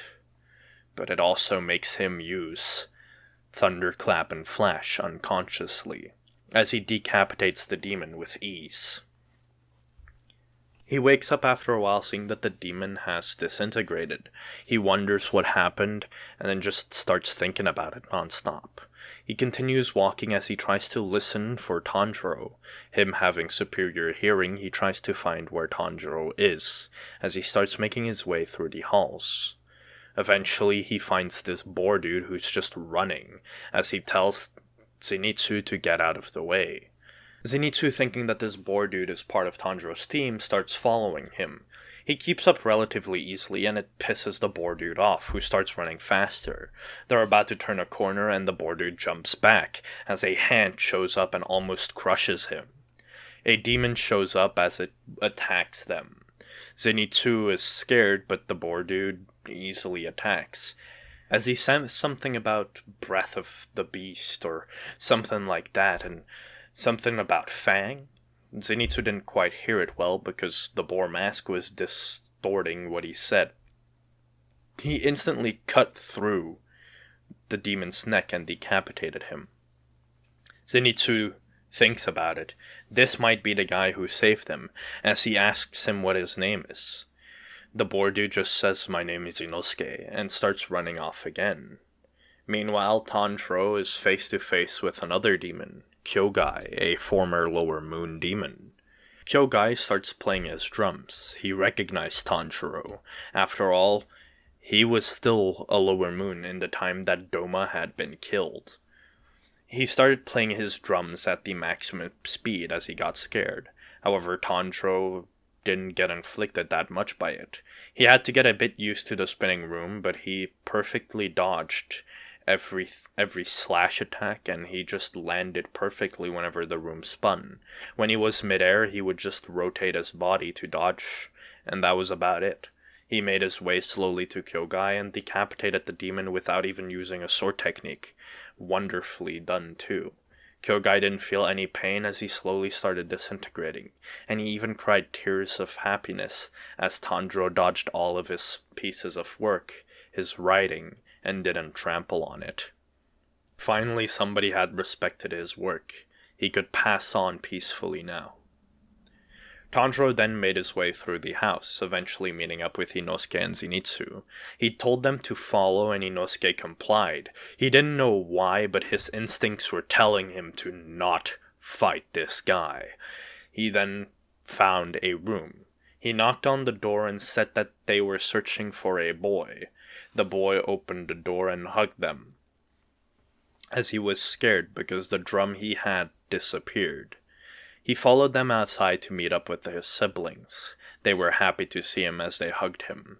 At that moment, Tanjiro's crow landed on his shoulder. He had this crow for over 2 years, and it had grown quite a personality, as it started telling them to go down the mountain to go rest up at a wisteria mansion, and that Tanjiro should speak to the 2 slayers behind him. Tanjiro didn't quite understand what the crow meant, but they did. They went down, and they went through the mountain, eventually arriving at a wisteria mansion where they stayed for a few nights. Tanjiro spoke with the 2 guys as they explained who they are. Zenitsu introduced himself as Zenitsu Agatsuma, a demon slayer who kinda got forced, as he explains how his grandfather trained him and then told him to go through final selection. Meanwhile, Inosuke introduced himself as Inosuke, and just simply told him that he wanted to get stronger than him, which Tanjiro laughed about, saying that his goal was to become the strongest swordsman, and asked if that would also be Inosuke's goal. Inosuke just wanted to become the strongest, that's what he said, and explained that he would use 4 swords. This just brought a dumbfounded expression on Tanjiro's face and made him think that Inosuke was stupid, and told him that he should not use 4 swords, but that he could learn 3 sword style from him if he had the dedication to work for it. Tanjiro observed them quite a bit actually, because for some reason they just gave off this vibe that they were special. He asked whether or not they passed the final selection exam recently, and they both said that they did. Now, the demons that were inside of the house weren't the strongest, but they definitely weren't weak. People who just freshly beat the final selection exam couldn't just beat these demons out of nowhere. And Tanjiro speculated that both Zenitsu and Inosuke could probably have beaten Kyogai if they really tried. So he tells them that they have an incredible amount of potential, and asks them if they would like to become his students. After all, he is really strong. Now, Zenitsu knows about Tanjiro's reputation and instantly agrees, because if he can get taught by a Hashra, an immensely strong Hashra, who had a reputation for beating an upper moon alone, then he'd be able to become strong enough to at least fend off demons on his own. And Inosuke just thought to himself that Tanjiro was joking around, until Inosuke heard all of the things that Tanjiro did from Zenitsu. Tanjiro blushed a bit. He didn't understand why, because he was used to fame from his past life as a bounty hunter, but this just made him feel weird. To get praise from people he had never really heard of. He didn't know that his fame had already grown so much inside of the Demon Slayer Corps. Even amongst mercenaries, his fame was quite high as the three-sword style man. He didn't really understand why, but there were actually quite a lot of copycats who tried to mimic his three sword styles, and most people started using dual wielding to try and mimic Tanjiro. After Inosuke heard that Tanjiro was so strong, he agreed to start training with him. He said that he would like to because then it would just be the easiest job to surpass Tanjiro, and Tanjiro laughed about this, saying that he would like to see him try. They start a bit of training as both of them become part of Tanjiro's squad, or underlings of his, in a sense. They become his subordinates. Now, Inosuke isn't quite happy with this, but he's actually gaining a lot of strength, and he can already tell, because Tanjiro instantly started teaching them the total concentration technique and stuff that is way more advanced, that they haven't even understood at all. He starts explaining that before even using a breathing technique, they should have a strong basis, and Zenitsu already knew this because he had learned from a Hashra before who told him the same thing. However, Zenitsu only really learned the first form of thunder breathing. As Tanjiro explained that they shouldn't only use the breathing techniques that they have been given, they should try and expand on it and make their own. Find something that is perfect for themselves, not just find something that other people have given them. He starts explaining more and more about techniques and other things, and actually 3 days was quite a lot of time for this explanation, as Tanjiro made it all crystal clear and even Inosuke could understand. Their next mission came quite quickly though. They were supposed to go together with a lot of slayers to go up Mount Natugomo, and to go investigate demons living there. Tanjiro is mainly sent as backup, but they didn't want to get too many sacrifices, and since Tanjiro's subordinates were sent anyway, they thought it might be a good learning experience for Tanjiro to go as well. At least Tanjiro asked Ubuyashiki to go, and he was allowed to, so Tanjiro followed them. He followed them up the mountain, and he used his observation haki. There were quite a few demons, and there were a few that had the same kind of wavelength. He couldn't quite understand it, or why, but he thought maybe one demon had split up into many demons. So they followed along. An entire group of slayers was there, and they all grouped up, as they followed Tanjiro's lead. Tanjiro knew exactly where each demon was, and made groups of people to go after them, and he based off of how strong their aura felt to go to which group should go where. He sent Inosuke and Zenitsu with a few of the senior slayers towards a little boy who gave off the strongest aura. Meanwhile, he sent a boy named Murata and some other demons to go to this weird demon that there were little demons all around him. He told them to be careful from getting sneak attacked. Meanwhile, he took the other demons and went towards this demon that was controlling another demon. It was a bit confusing, but he came face to face with this demon. She was saying something that she was a mother and that she should protect her children or the father would get mad, but Tanjiro knew that she was one of the weaker demons. She started getting these puppets to attack them, but Tanjiro simply told the demon slayers what to do, and they followed his words very clearly. They actually managed to avoid all of the unnecessary deaths and actually made progress killing the demons, as they killed the puppet demon that was being controlled by the mother. They then went up to the white-skinned, white-haired mother demon, and, well, Tanjiro finished her off. There wasn't much else to do. She accepted death. At that moment, they heard a scream. They looked over, and there was this big demon that had a spider face and long, kind of grayish hair. There was a little girl next to him who said something about "Father, get them." Tanjiro wasn't really paying attention, as he didn't really care for these demons. However, the demon ran up and instantly knocked a lot of the slayers away, killing a few with a blow. Tanjiro thought that he was quite strong physically, as he wanted to test out who would be stronger. He sheathed his swords, and he rushed at the demon as they both came into a hand grip kind of situation.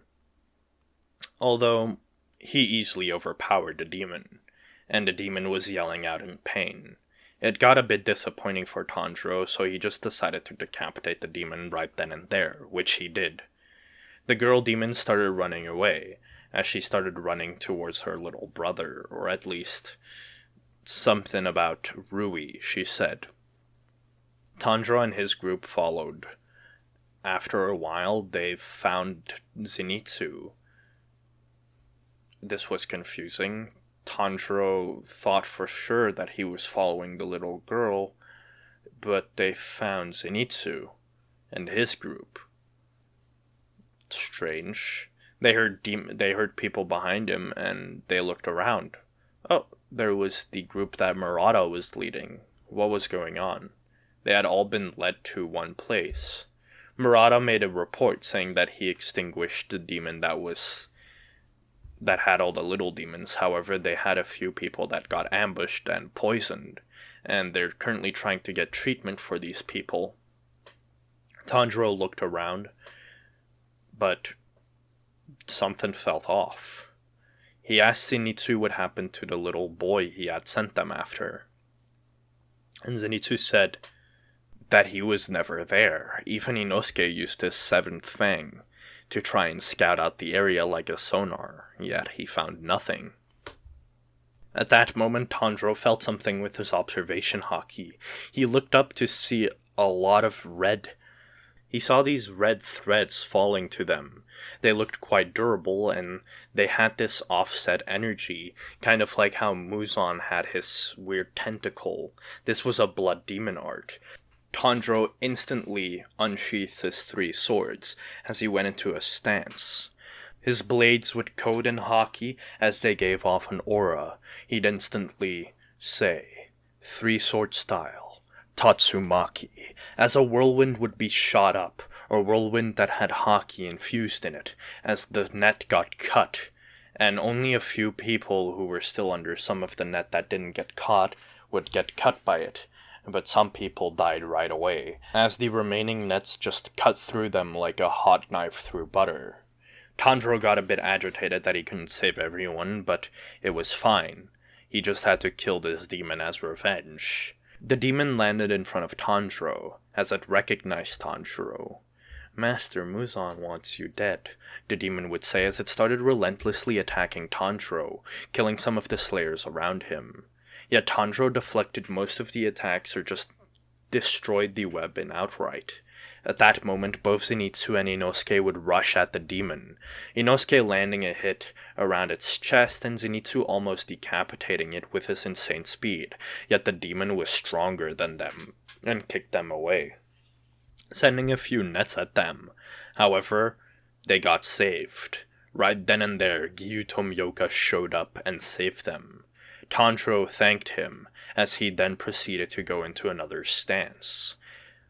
The one sword he had taken from the doll was in his hand. This was his main blade, as he then proceeded to say something. 1 sword style. 1080 pound phoenix. As a sort of energy flew towards Rui. He thought nothing of it, as he thought it was just wind pressure. However, in that moment, he got decapitated. This meant the end for Rui, as he started disintegrating.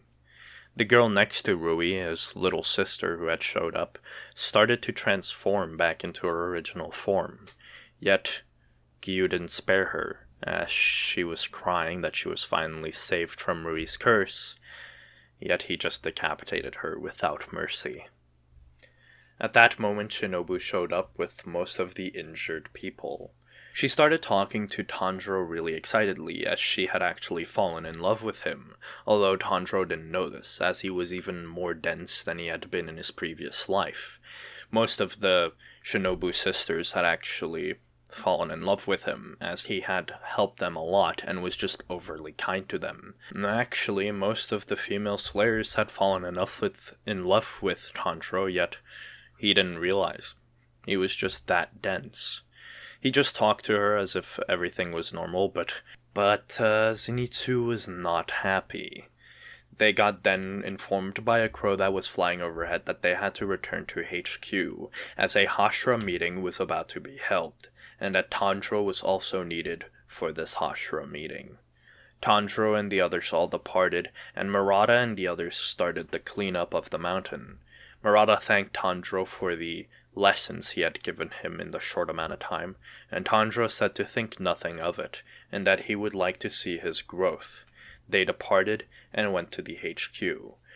The crow that was flying overhead had told them that they had to go back to HQ for a Hashra meeting, so Giyu, Shinobu, and Tanjiro and the other slayers there all set out, with the other slayers being Inosuke and Zenitsu, as they had now become, in quotation, Tanjiro's subordinates. They arrived after about walking for half a day. It was now daytime, and they arrived. Tanjiro instantly got greeted by the other Hashra. He was almost like their idol or something. At least that's how Zenitsu saw it. There was this girl with pink hair and another girl who resembled Shinobu a little bit, just older. They were both talking to Tanjiro with such excitement in their eyes. He felt a little jealous. He couldn't explain why, but he just wanted to kill Tanjiro at that moment. Then again, he couldn't. There was no way ever that he would be able to hit Tanjiro with any attack, knowing how strong Tanjiro is overall. Then at that moment, Oni-chan was said. Zenitsu's ears went blank for a moment. It was such a heavenly sounding voice that he just couldn't process it. He looked over and he saw this young girl who was standing in the shade. It was Tanjiro's younger sister, Nezuko. Tanjiro walked up to her and patted her on the head, making sure she didn't come into the sunlight. He couldn't understand why, but she had this eerie sound about her, like she was a demon, but she wasn't at the same time.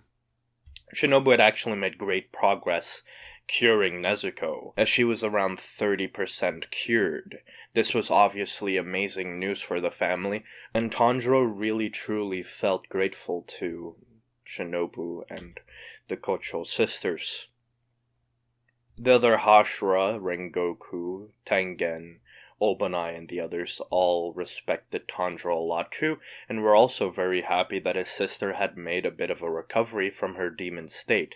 She hadn't hurt anybody, so she was actually really kind, and she was always kind to all the Hashra, kind of like a younger sibling to them. It really made them all feel at ease, especially Giyu, who felt like she had this same kind of air as Makomo used to have.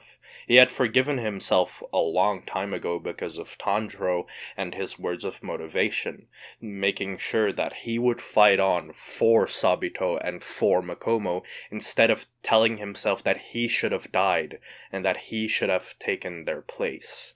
After a moment, a voice could be heard. It was Ubuyashiki. All the Hashra and Tanjiro even bowed. Even Nezuko, who was still standing in the shade, bowed as well. Zenitsu and Inosuke also quickly bowed, as they saw that Tanjiro bowed to this person as well.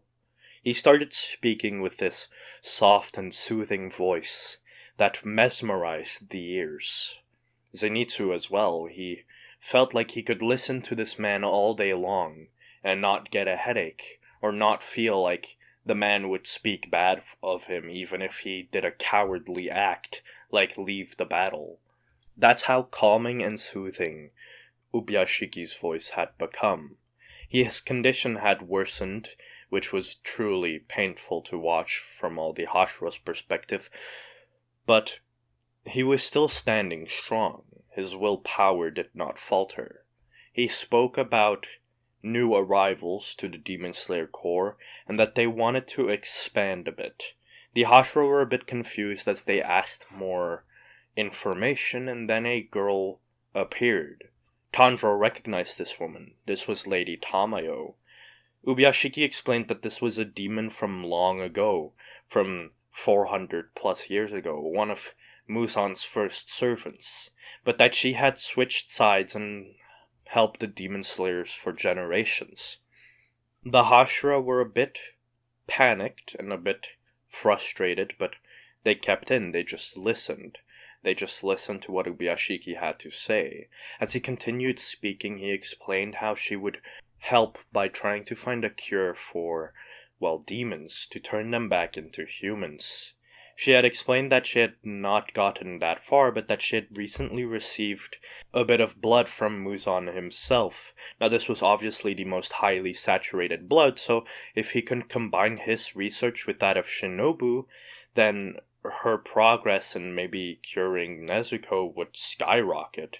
Shinobu thought about it, and at first she didn't want to, but then after thinking about it, this could help out Tanjiro, who had saved her older sister, so she said that she would agree to work with Lady Tamayo.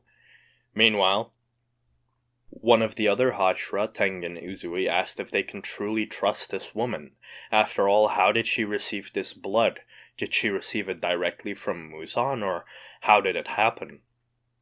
At that moment, Ubuyashiki spoke, and he spoke in the most serious tone, but cold as well, something that wasn't usually done. At least not by him. Tanjiro Kamado fought against Muzan. He said this in a cold tone, which sent shivers down all the Hashra spines besides Tanjiro, who wasn't really afraid. He just knew that Ubuyashiki wanted to add a bit of dramatic effect. Ubuyashiki changed back to his usual tone, as he explained what happened. He explains how Tanjiro had went to Tokyo and found Muzan, that he had a head-to-head confrontation with him, and that he held out amazingly well. He asks that Tanjiro finishes the report in his stead. Tanjiro goes into an explanation. He explains how he came out unscathed because, well, to Muzan, or well, to himself, Muzan was weak. Muzan wasn't anything compared to him, but that was because Muzan couldn't usher out his full power. At least that's what Tanjiro thought. He explained how they were fighting in an alley. There wasn't a lot of space, but Muzan's attacks were devastating as it destroyed the buildings around them. He explained how he had to use his own sword techniques, which were on a way higher level than any of these sword techniques that the Demon Slayers possessed, and he had to explain that he had to use his special power called Haki. Now, the only person who truly knew what Haki was Gomei. He didn't know how to use it, but he could sense it. Because of him being blind, he had heightened senses for everything else. And Gomei explained that when Tanjiro and him fought, he felt this weird energy around Tanjiro's swords, but it felt like he wouldn't be able to break Tanjiro's swords at all, and if he would be hit, that Tanjiro's slash would be easy. It would cut through him like butter. The other Hashra are a bit confused as they asked why Tanjiro never learned them this technique. And Tanjiro then explains something. He says something that stuns all the other Hashra. It's a technique that I got from a dream, from my previous life. He lied a bit, not to say that he had all the memories from his previous life, but he just explained that basically he might have inherited them from his previous life, and that this wasn't a technique that he could just pass on to anyone. The other Hashra understood and already found it fine. If Tanjiro could fight against Muzan without any real issue, then the only thing they'd have to do was get him into shape. He was already in great shape, but in a shape so good that he could fight constantly for an entire day even if it was needed. Now Tanjiro knew their thoughts and was a bit scared, but he could already do this. This wasn't really something that he couldn't do, he'd just have to endure it even if he was tired. How many times had he fought in his previous life? How many times had he fought and endured pain? Even back in Thriller Bark, he took on all the pain from Luffy, which made him lose so much blood, yet he still stood proud. He could endure. That was all that mattered. Ubuyashiki continued speaking, saying that they would team up with some of the demons that had gone against Muzan, like Lady Tamayo, and that they would prepare for a confrontation. He declared that the Ashra all had to get stronger, no matter what. Now most of them were already pretty strong, but they could still perfect their techniques. Just looking at Tanjiro, his sword dance and sword techniques were on another level. He wasn't only strong, but he was able to dodge many attacks.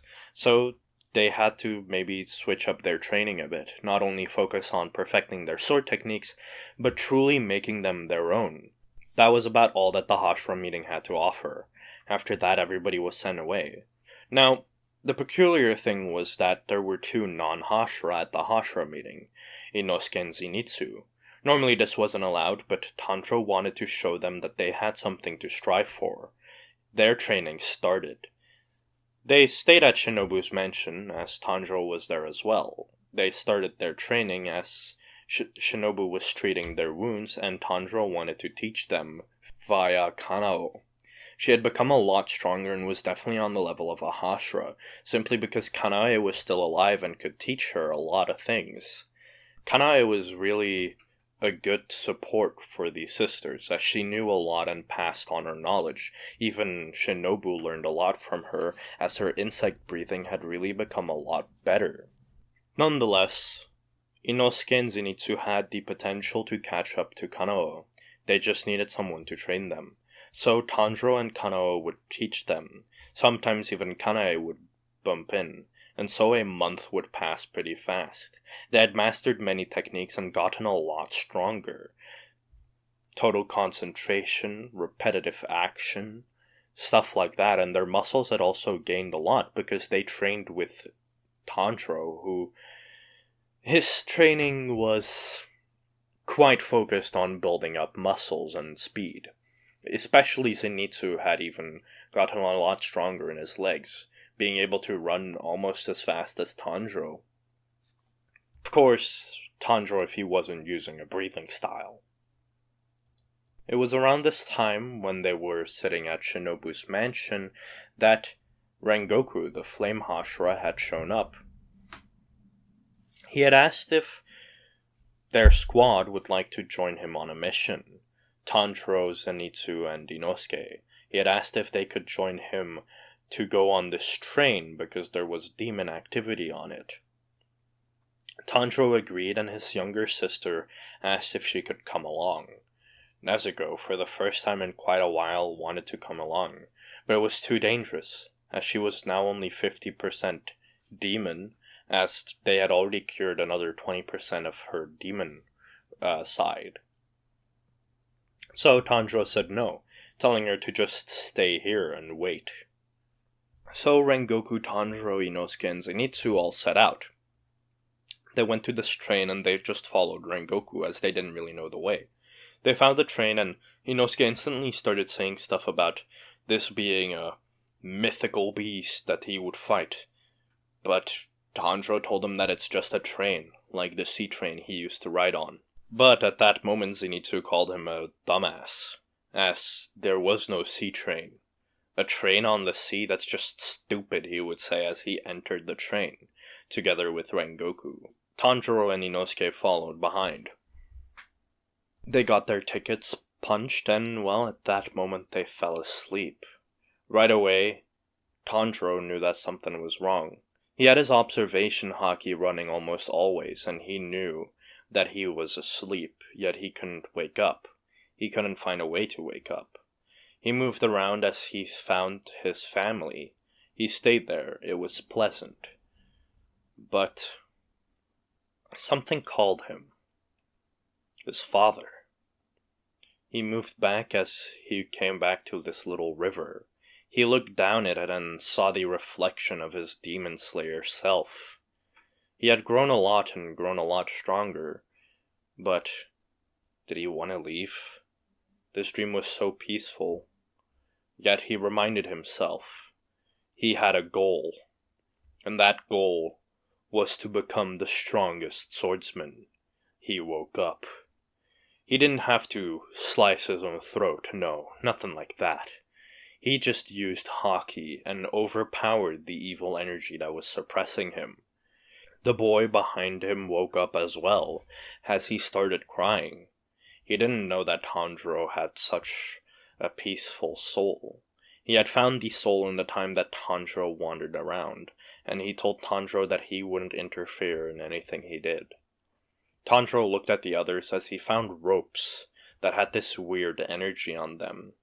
He grabbed one of the smaller knives that he was carrying, as he infused a bit of hockey in it, thinking that maybe he could cut through the rope and it would help. Which he did. He cut through the rope, and he felt it. The energy dispersed. He did this with all the people that were asleep. And soon after, they all woke up. Now Tanjiro had sensed where this demon was. It was all around him. When Rengoku woke up and asked where the demon was, Tanjiro said, "It's this train. But I already know where its neck is. If you guys can keep the people safe, I can go cut its neck." Inosuke and Zenitsu had both received a certain number of cards they had to protect. Inosuke had received 2 and Zenitsu had received 2. Now, although Zenitsu could protect 3, it felt unnecessary, as the remaining 4 that remained could easily be handled by Rengoku. Rengoku agreed to this, and well, Tanjiro set out. He went to the front of the train, where he found the conductor, who tried to attack him but got knocked out by Tanjiro. He then fought with Enmu, the Lower Moon 1. Enmu, who had received enough blood, was actually able to become Upper Moon 6, so his rank was maybe closer to that, but he remained at Lower Moon 1 because he didn't challenge Upper Moon 6. The vacant position just didn't need to be filled, because Muzan just didn't see fit for Enmu to get this easy promotion. The position of Upper Moon 6 had actually been open for quite a long time because Doma had passed away, yet Enmu never went and took it.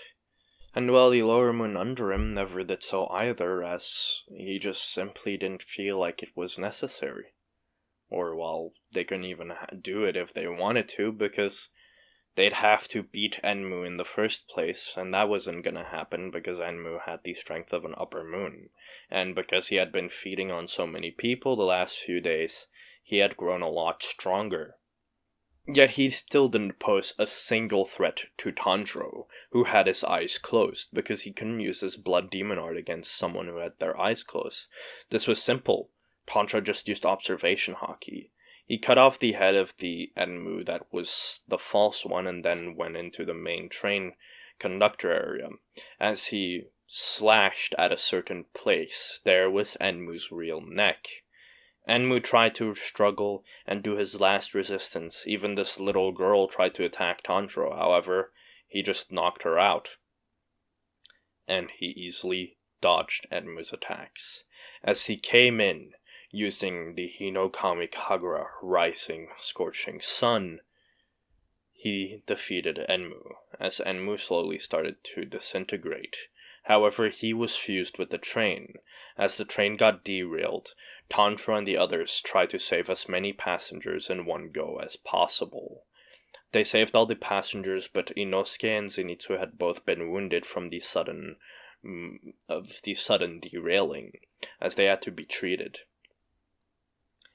At that moment, someone arrived.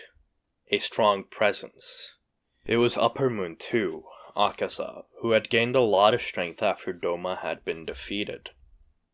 He looked at Tanjiro and asked him if he was the one who beat Doma in the past.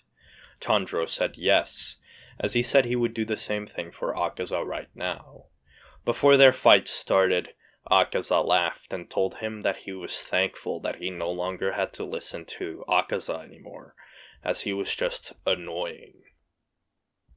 Tanjiro thought about it. Why was he so indifferent to his former comrade? But it didn't matter. He was just a demon anyway. Tanjiro started spinning his blades. Now Akaza knew this movement, as it had actually scared Muzan, and once again, deep inside of his cells, he could feel it. The fear of Yoruichi. But this time, it wasn't Yoruichi. It was Tanjiro himself, someone who had already surpassed Yoruichi. Tanjiro rushed forward in a blitz. But Akaza didn't feel anything. No bloodlust, nothing. It was at this time that Tanjiro had activated the see-through world. He had already activated it before, but this time, He had concentrated so hard on trying to slice this man that he had gone into it by accident. Akaza couldn't feel any bloodlust and instantly went into his strongest form, his annihilation type technique. Yet, before he knew it, his head had already been cut off, as Tanjiro had used a combination of sun breathing and the three-sword style, 3,000 worlds. Akaza started to disintegrate. He didn't know why, but he couldn't regenerate. It was like he was cut off of his demonic power. Tanjiro had confirmed it once more. His haki could disrupt the demonic power of the demons that were weaker than Muzan. It didn't work on Muzan, but maybe that was because he didn't try and infuse it into Muzan.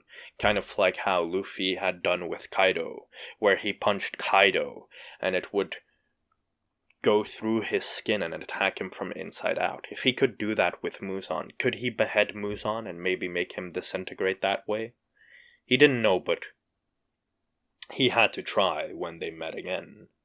Akaza disintegrated, and Rengoku stood there, amazed by Tanjiro's strength, as he had just taken down Upper Moon 2 like it was nothing. They all returned back to the Demon Slayer HQ, where Ubuyashiki thanked them. He announced that Tanjiro had once again beaten an Upper Moon 2, and thanked him for his service. He did the same for Kyojuro, but Kyojuro didn't help that much in the fight. He helped a lot, say, protecting the people, but he didn't want to take the credit off of Tanjiro. Yet Tanjiro told him that he was plenty strong, and that he had a lot of potential in him, and that he would like to fight him once again in the future when he gets stronger, which Rengoku accepted, as he had now once again reaffirmed the flame in his heart, as he wanted to get stronger once more. A few months passed in this time where they had not really much to do. They just trained. It was a lot of training, actually. Both Zenitsu and Inosuke had both become on the level that Kanoi had reached, and, well, Tanjiro just messed around. He had already gotten really strong, but now he just experimented with his abilities, as he didn't really feel the need to become physically stronger anymore. He still trained with some of the Hashra and made them all a lot stronger, but he more or less just tried to find something else in life to also do, because he felt like no one in this world really stood a challenge. Even Mihawk maybe now would struggle against him, because if his level in using haki and conquers haki in his blades, even now this Breath of the Sun, if he had the same type of body he had when he was in the Straw Hat crew, and he had these techniques, could he have beaten Mihawk? Would that have been possible for him? He didn't know, but he really wanted to fight someone a lot stronger. Even Muzan was now not even really a challenge. He just wanted something to fight against that would challenge him. And the other Hashra kind of saw his little depression. So they came with a little idea. They would hold a spar, all of the Hashra versus Tanjiro, simply to maybe relight the candle in his heart.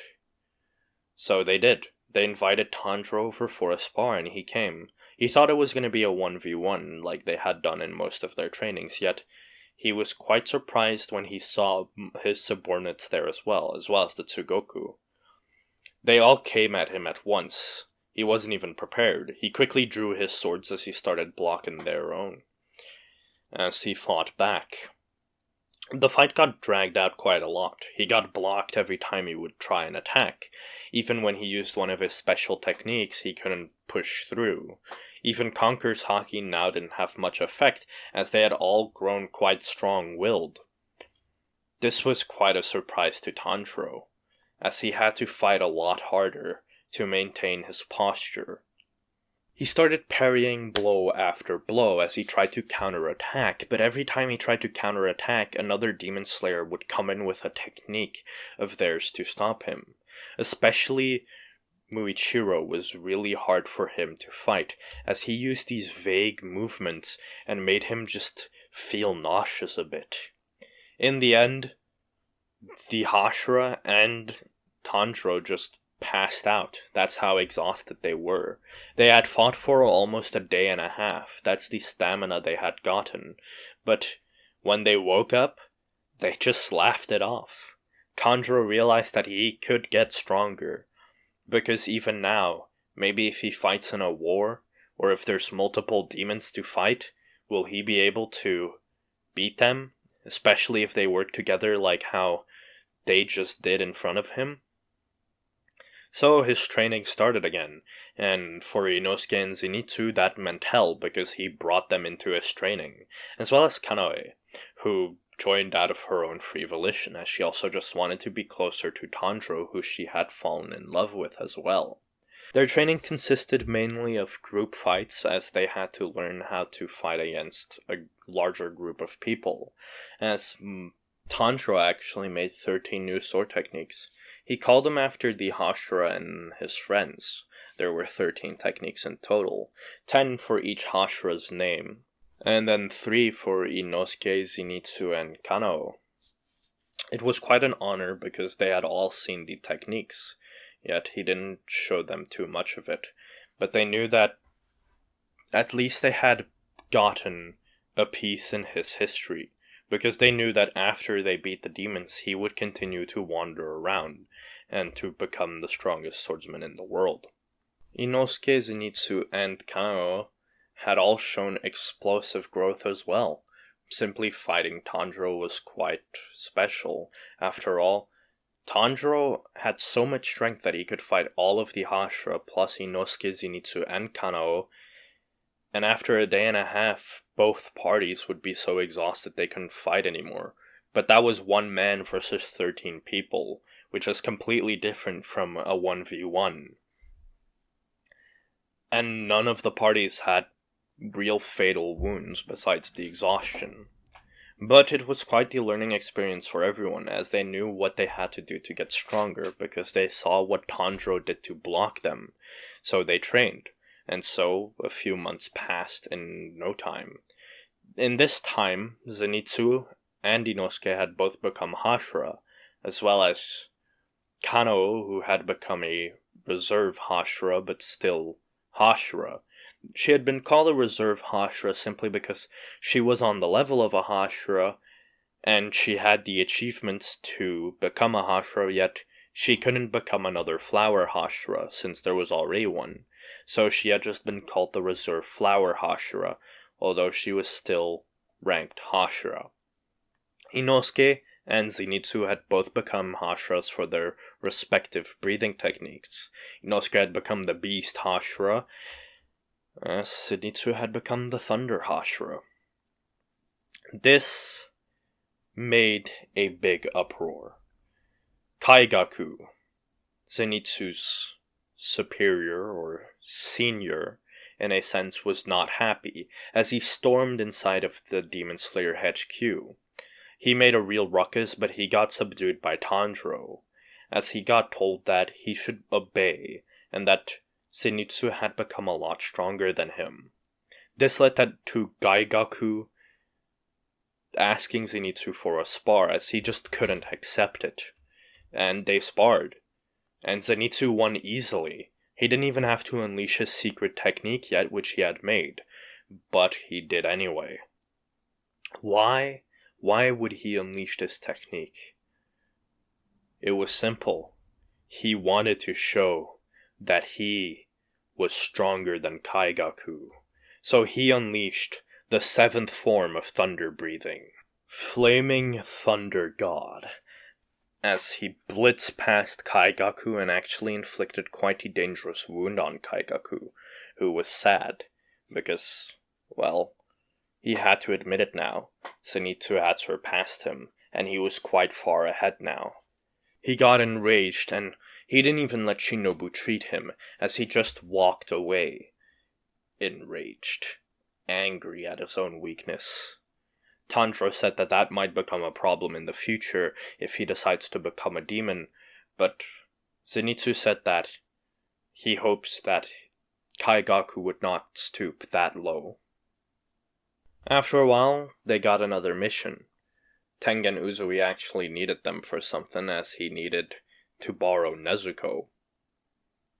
He asked why, and he just simply said that he needed a beautiful woman to try and attract this demon who had been in the entertainment district. Shinobu and Kanai had both overheard this. Also, Kanao was there because she just followed them around. They asked if they could join.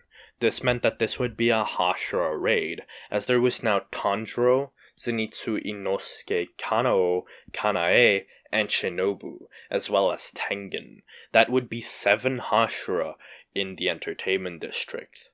This was only allowed to occur because all of them had free time at the moment. They didn't have any missions, and well, Ubuyashiki thought that maybe if they found whereabouts for Muzan, they could hold them off long enough that they could send reinforcements, so he allowed it. So they all went to the entertainment district. There, Shinobu, Kanoi, and Kanao got makeup on them, as it was Tanjiro, Inosuke, and Zenitsu's job to scout about together with Tengen. They got given 2 houses where they would be staying and basically act like servants for a bit, as they also tried to find a demon. Shinobu found this Oiron who was about to hit a girl, yet she stopped her. At that moment, she was almost hit, as she dodged the hit of the Oiron. Her speed was far superior, but this was definitely the demon. She couldn't just attack her out of nowhere, that would be a problem, especially with all the people around. So she decided to just say that she was sorry, and that violence should not be committed. The Oiron quickly changed her tone as she said that her behavior was also not accustomed to what she usually did, as she walked away. But Shinobu knew she was enraged. Meanwhile, Tanjiro and the others all scattered about, and Tanjiro had this weird smell. It was coming from this... He tried to go down, but, well, the hole wasn't big enough, so what he decided to do was he would cut through. So he slashed at the ground, creating quite a big hole. It was nighttime currently, so if there was a demon down there, they wouldn't disintegrate from the sun, but he still had to go down. There he found a lot of these belts hanging, these belts that had a peculiar flower pattern on them. He looked at it and there were women in the belts. Beautiful women, even. He looked around until one of the belts rushed at him, trying to attack him. It was a belt that could speak, even. He questioned what happened, but he just drew his swords, and in an instant summoned a tornado. The tornado perfectly cut all the belts to where they wouldn't cut where there was a woman, but perfectly around her, so she was free. The women in the belts started to turn back to normal, and one of Tengen's wives came up to Tanjiro and asked her what happened. He points at the belt that was floating in front of them and says that there was a demon that caught her. She then regains some of her memory and says that there's a demon Oiron walking around. Tanjiro says that they're searching for her as he then rushes at the belt. However, the belt flies out of the hole that Tanjiro came through at high speed as it flies into a direction. Tanjiro quickly starts to follow it as he finds that it enters a window. He jumps through the window to find 2 people there. The Upper Moon 5 demon Dakie and Muzan Kibutsuji. Muzan is terrified because he came face to face to the man who could almost kill him, and Dakie doesn't know why, but she's also terrified, as Gyutaro proceeds to just appear from behind her and attacks Tanjiro. With many slashes, actually. Tanjiro, however, easily deflects them and then rushes at Gyutaro, beheading him in an instant, coming face to face with Muzan. Muzan is terrified, and he doesn't even want to make eye contact with Tanjiro. That's just how scared he was from the last encounter. Tanjiro speaks. "Will you run away this time again?"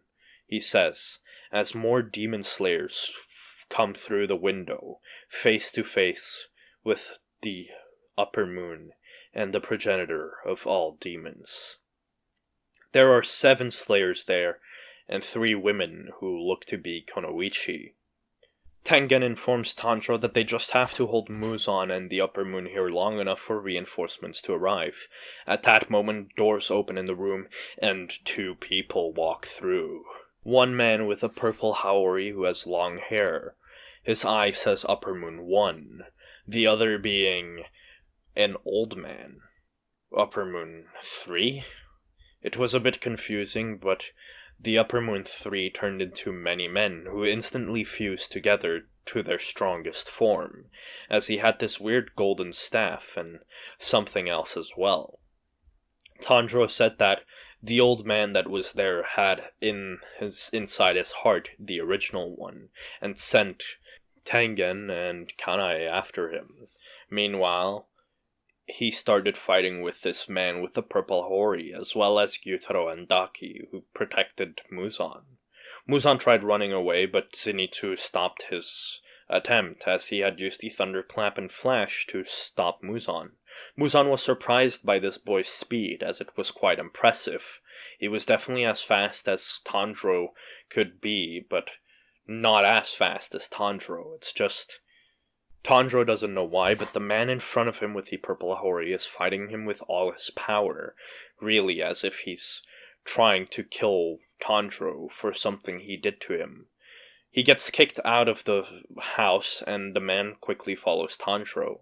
He yells out to the other slayers there that they should focus on the Upper Moon 6 and Muzan for as long as they can, and he'll take care of this Upper Moon 1. He starts fighting Upper Moon 1, but all of Upper Moon 1's attacks are long-ranged and hard to deal with for Tanjiro. This is exactly what he felt like when he had that fight with the Slayers, when he had to fight all 13 of them. He started pushing through, as he had used Haki in his blades and actually cut through the moon-like circles. The man was impressed, but his blade quickly turned into a monstrous blade that was very long and had many other blades sticking out of it.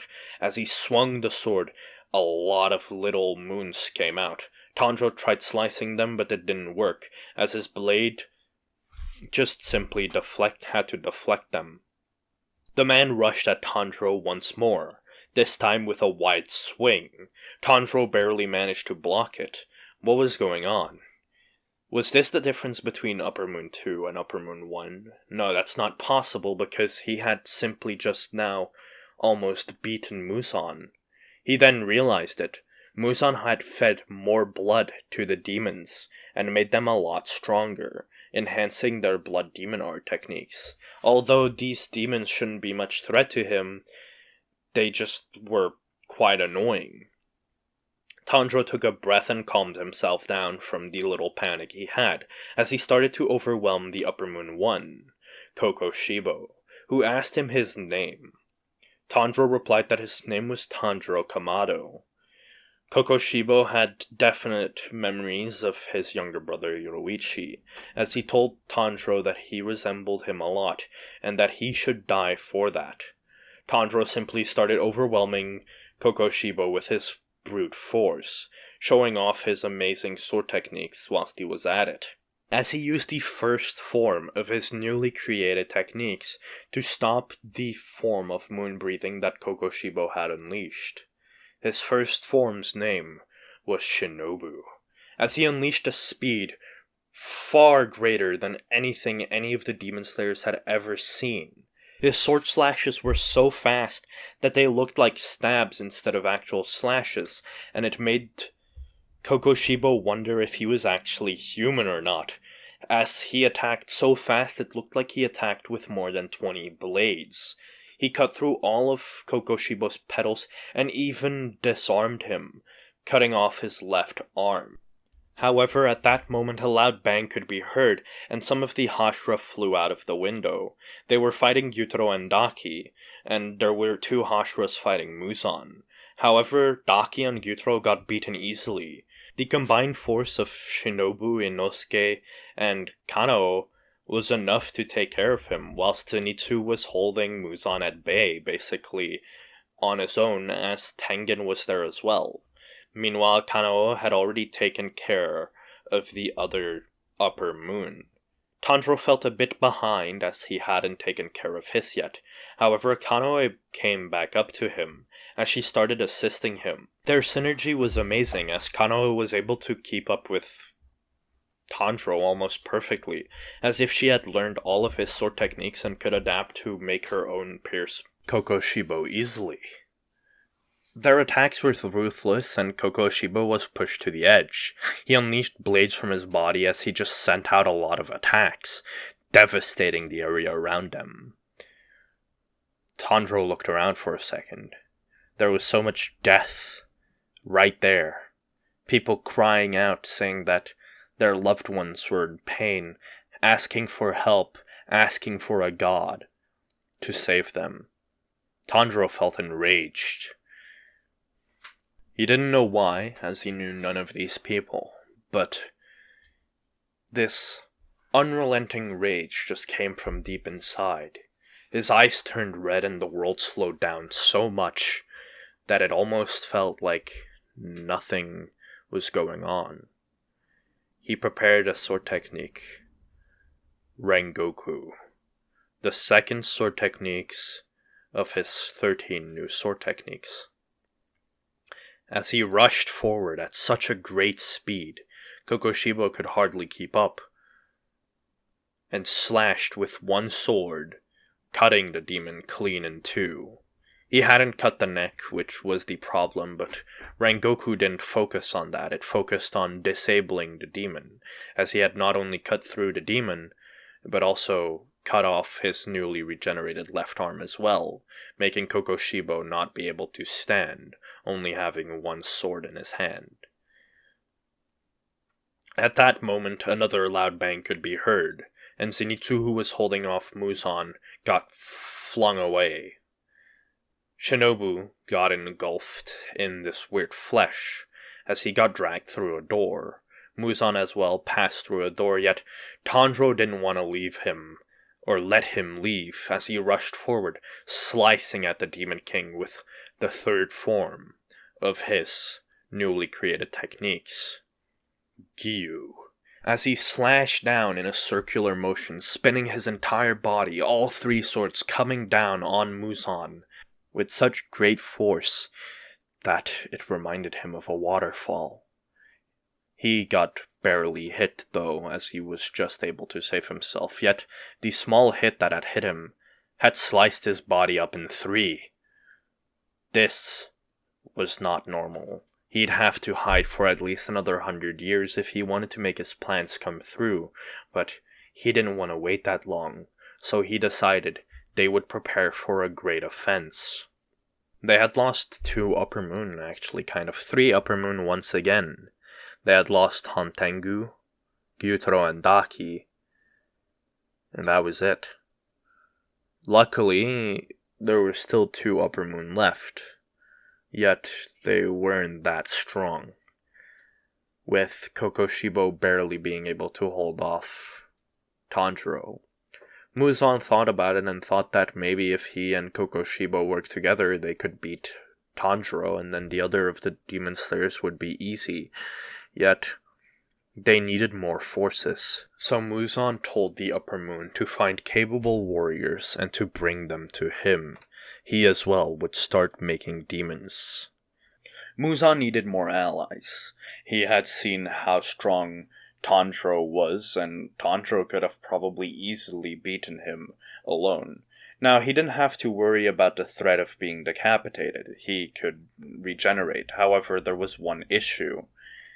Tanjiro could definitely fight him long enough and pin him down to where he would be stuck, and the sunlight would kill him. He now had 3 options. His first was to hide for another 100 years and wait until Tanjiro died, basically reassuring himself that just like how Yoruichi died, Tanjiro would be dead and then he'd continue in a more peaceful era. Yet that was not possible. 100 years again? He had lived over 500 years plus, and now he was stuck here again with having to wait another 100 years. It was driving him mad. He couldn't do that, so that option was probably the last resort in his eyes. The second option he had was to become stronger. Become way stronger. He'd have to massacre hundreds of people just to get stronger, but if he got stronger, could he fight against Tanjiro without having to worry? Maybe even get blood demon arts from other demons and absorb them into his own so that he could have more versatility in his attacks. It was something he didn't like doing, or that he didn't want to do, but it might become a valid option. The third was to raise the demon army. Make countless people demons. Complete cities turned into demons. And then also raise the ranks of the current Upper Moon and himself, making them stronger. This was also a very valid option he had. And it was probably the best, considering that if he had an all-out army to fight against Tanjiro and the Demon Slayers, it would probably end up better than what they currently had going for them.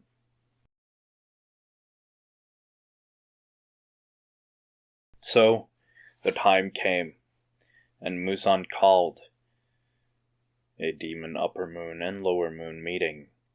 Both Lower Moon and Upper Moon joined together for the first time in so many years. He explained their current situation. The Lower Moon and Upper Moon were equally scared. It irritated Muzan a bit, but if he got rid of these forces now, it would be such a great waste.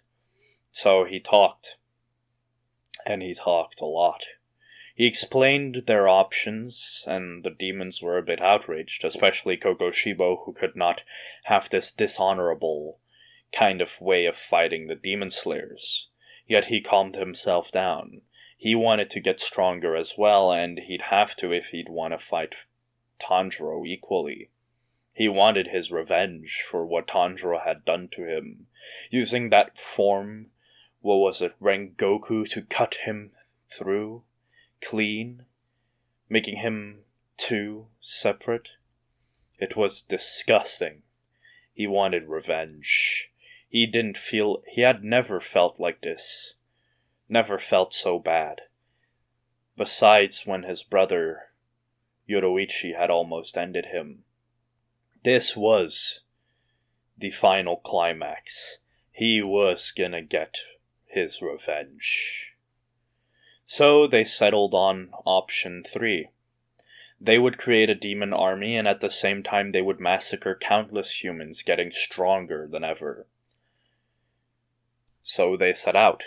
Lower Moons and Upper Moons got sent to certain cities, small towns as well. And they had to first scout if there were any demon slayers, but if there wasn't, then they had full free reign to attack anybody there, eat them, or absorb them, however it was that they would gain strength they'd have to do. It was a mass massacre, and it was very, very upsetting. For the next following weeks, Japan was in uproar. Countless cities had gone extinct overnight. Many towns were left ruined and nobody knew what happened. Many rumors started of dragons coming back to life and destroying the town, setting them ablaze even sometimes. This was simply because of the Upper Moon's destructive power, leaving behind ruins. Kokoshibo and Gyoko both got tasked to create demons as well. They would massacre countless towns and make demons in the humans that opposed them. Samurai and demon slayers, they would be turned into demons. Even some of the stronger demon slayers, like Kaigaku, were not spared. So, in the end, after about 3 weeks of massacring everything around them, the demons grew in an astronomical value. The country was overrun. Every night, countless small fry demon, as Tanjiro would say, would attack cities, populated areas in large numbers. Demons no longer fought each other for territory and instead grouped up together. This was very bad news for the demon slayers who had to try and fight back, but Most of the newbie Demon Slayers and the weaker ranks of the Demon Slayer Corps couldn't keep up. They could hardly handle one demon, and now they had to fight multiple. This was something that they couldn't just do out of nowhere. Muzan had his plans. He could always rule the world after making everyone a demon. There was no problem with that. His next plan was to set out for Tokyo, the capital of Japan. He'd have the demons attack that place. Now, there were obviously a few Hashra stationed there, but that was fine. If he got there and he got all of the people in Tokyo to be eaten, or killed at least, and dragged down to the Infinity Castle to be eaten afterwards, the demon's power would increase in such an astronomical value that it didn't matter if they had Tanjiro or not. So they planned out. But, well, that plan would have to wait at least another month, because right now, Tokyo was in uproar. There were countless humans with weaponry from the West that were trying to protect the capital. Japan had issued out a sort of help request from its neighboring countries and even overseas. The US, Europe, they had all sent troops to help out. It was at this point in time that demons got shown to the world. The entire world now knew of demons' existences, and, well, the Demon Slayer Corps came to light. It became an organization no longer hidden in the shadows, as the world started cooperating with it. Countless assets got poured into the Demon Slayer Corps, and new trainees would be added to the ranks. Yet, they were quite exceptional, people from the West. There were a few hidden talents among the US and European, British candidates that came over to the Demon Slayer Corps. They were geniuses in their own right, and they learned under the likes of Tanjiro and Rengoku and whatnot. So they explosively grew in strength. New Hashra joined the Demon Slayer Corps after only a month. That's just how talented some of these newcomers were. 3 or 4 newcomers that just completely scaled the battlefield. With this, the Hashra were able to deploy to most of the cities quite easily, with now having more people in their ranks. And with this, they were able to fight back this new demon horde that Muzan had sent out. It was a bit surprising, but at least the Demon Slayers now stood sort of equal to the demons, with the Hashra leading small expeditions to stop the demons from rampaging through the towns. Muzan didn't want this. He knew that in the past, if he showed that demons existed and made this a real national problem, that the other countries around the world would interfere. He had forgotten about this in his madness of being attacked by Tanjiro. But this could be something good. If more people were in Japan, more humans, then his power could once again increase. And knowing the greed of the other countries, if he got some of the new Hashra to become demons, then this would just be a benefit to him. So he continued, and continued he did. For another month, he fought countless demons, demon slayers, converted 2 of the new Hashras to demons, astronomically throwing a massive blow towards the demons, as they even started learning under Kokoshibo, who was a former demon slayer himself. It was around this time as well that one of the demon slayers let a little slip go by to Gyoko. They now knew where the Swordsmith village was, and they sent a large number of demons to go there and attack. They wanted to wipe it off the earth, because if no new weapons got created, then no demon slayers could stand in their way. The demon slayers caught wind of this. Their scouts had seen the demons' advances and had quickly gone back to the Demon Slayer HQ. Quickly, a lot of the Hashra were deployed. Tanjiro having to lead them. Tanjiro, Rengoku, Giyu, Gomei, Shinobu, and Kanoi were deployed. They were deployed to halt them, whilst the other Hashra came back from their faraway expeditions and assisted them.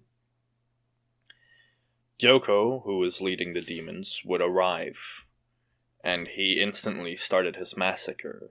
He killed 3 people right away, and at that moment Tanjiro and the other Hashra stood before them. Tanjiro was mad that they didn't see where the demons would attack from, as he sent out the Hashra to attack certain demons. Some of the Tsugoko and a bit of a lower-ranked demon slayers were there as well. And they were tasked to protect the Swordsmith, which they did. Perfectly, even so. It was around this time that Gyoko and Tanjiro's fight started. Gyoko had gained a lot of strength. After all, he had eaten so many more humans. It was as if he had explosively grown, yet his power was a bit unstable. He knew that Tanjiro was strong, so he instantly went into his stronger state as he transformed.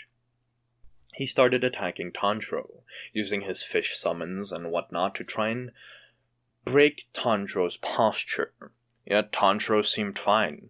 The demon slayers didn't sit still in the time that the demons had gotten stronger. In fact, they had made explosive growth, because Tanjiro had revealed what Haki was and how to obtain it, and some of the Hashra even were able to already use it, like Gomei, who was able to learn it rather easily, as he had already enhanced his senses greatly. He was able to use armament Haki and observation Haki quite well, which further broadened his senses. In this time, Tanjiro as well mastered the see-through world, and mastered every crimson red blade and techniques that he had heard from the demon slayers. The selfless state, repetitive action, stuff like that. It was all quite easily mastered by him. Although it took a long time, it was mastered easily. He misunderstood the concepts, and after learning from the other Hashra, he finally understood. Like a light had been turned on inside of a dark room. He was fighting Gyoko easily. He was actually quite underwhelmed. With the selfless state, or the see-through world, he saw what Gyoko tried to do. He saw the muscle actions he was about to do, and with his observation Haki, he could follow the energy that Gyoko was releasing and know when he would attack and where he would attack. So Tanjiro dodged all of Gyoko's attacks easily, and used another form of sun breathing. Burning Bone's Summer Sun, as he cut Gyoko's neck easily. The other demons there were a bit frightened, as Gyoko was the strongest amongst their ranks. This was the turn in the war between the demons and the slayers. Tanjiro, who had now destroyed one of the powerhouses of the demons once more, showed that humans are not something to be trifled with, as they fought back all the demons and ended up exterminating all of them before the sun had set. This was quite the achievement, but the demon slayers couldn't stop and celebrate. They had more demons to fight, way more demons. It was at this point in time that Ubuyashiki came with a prediction. Muzan would attack them, full on. He already knew-ish where the headquarters were, and now all that was to do was, if he was able to kill Ubuyashiki, then the demon slayers would fall. Ubuyashiki had predicted his death, as he had told the demon slayers. This brought them all back to the demon slayer HQ, as they all started a sort of little training session before the demons would attack. This training session led to Tanjiro teaching many of the other slayers techniques that he had created. Many of the Hashra were forced to learn Haki. Even if it was crude, it could help them cut demons, so they were taught certain Haki, like observation and armament. And it was at this time that Tanjiro also tried to figure out one thing. He wanted to see if, with Haki, you could disrupt a demon's healing, just like how the Crimson Red Blade did. So, he started training a sort of Haki technique that he was creating. It was something that would have to work on the millisecond that his attack hit, but if he got it to work, then maybe he could kill Muzan without having to draw out the battle until daytime. The day was getting closer and closer, the day of reckoning. Yet, Tanjiro didn't let it get him. He continued to train, because he knew that no matter what, Ubuyashiki had planned his own death, as well as Lady Tamayo, who had planned to inject these medicine into Muzan as to weaken him for the Slayers to have an easier time. Yet Tanjiro felt uneasy. Something was bothering him. The day passed, and another day passed, and another day passed, and eventually nighttime fell. And then and there, Muzan came up to Ubuyashiki, who was laying down. He laughed at the pitiful man laying before him. Yet, when Ubuyashiki opened his mouth, Muzan could only listen. He couldn't fight back. Ubuyashiki had this calm voice and was able to grab Muzan's attention. He didn't understand why he sat there and listened to this dying man's words. But Ubuyashiki said that he'd take Muzan down to the grave with him. As his tone changed rather quickly, Muzan was worried because what had this man planned? At that moment, Ubuyashiki blew up, as well as his entire mansion erupted into flames. At this time, Muzan was greatly wounded, and he had to take a little second to regenerate. However, in that second that he took to regenerate, Lady Tamayo jumped in and injected medicine into Muzan. He obviously didn't know what she injected, but she injected 6 different vials into his body. He needed to absorb her and get her memories. That way, she would be able to tell him in a sense. Whilst absorbing her, though, other demon slayers arrived. And it was at this moment that all the Hashra stood around Muzan, as well as the demon slayers that were training with them.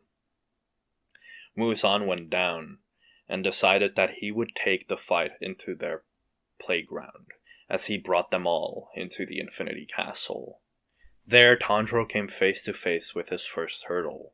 Tanjiro's first hurdle came. It was an upper moon. It was neither Kokoshibo nor Gyoko, though. A new upper moon 5.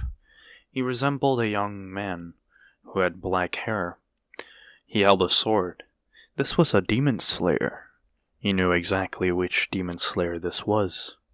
This was a demon slayer that, right now, at this very moment, Zenitsu was chasing. Kaigaku. Kaigaku was terrified. Standing before Tanjiro, the intense pressure that Tanjiro released was enough to send shivers down Kaigaku's spine. He wanted to flee, but then again if he did, he knew he'd be dead either way. Tanjiro spoke. "I'll be on my way." Kaigaku stood there, dumbfounded. What did he mean? Why would he leave?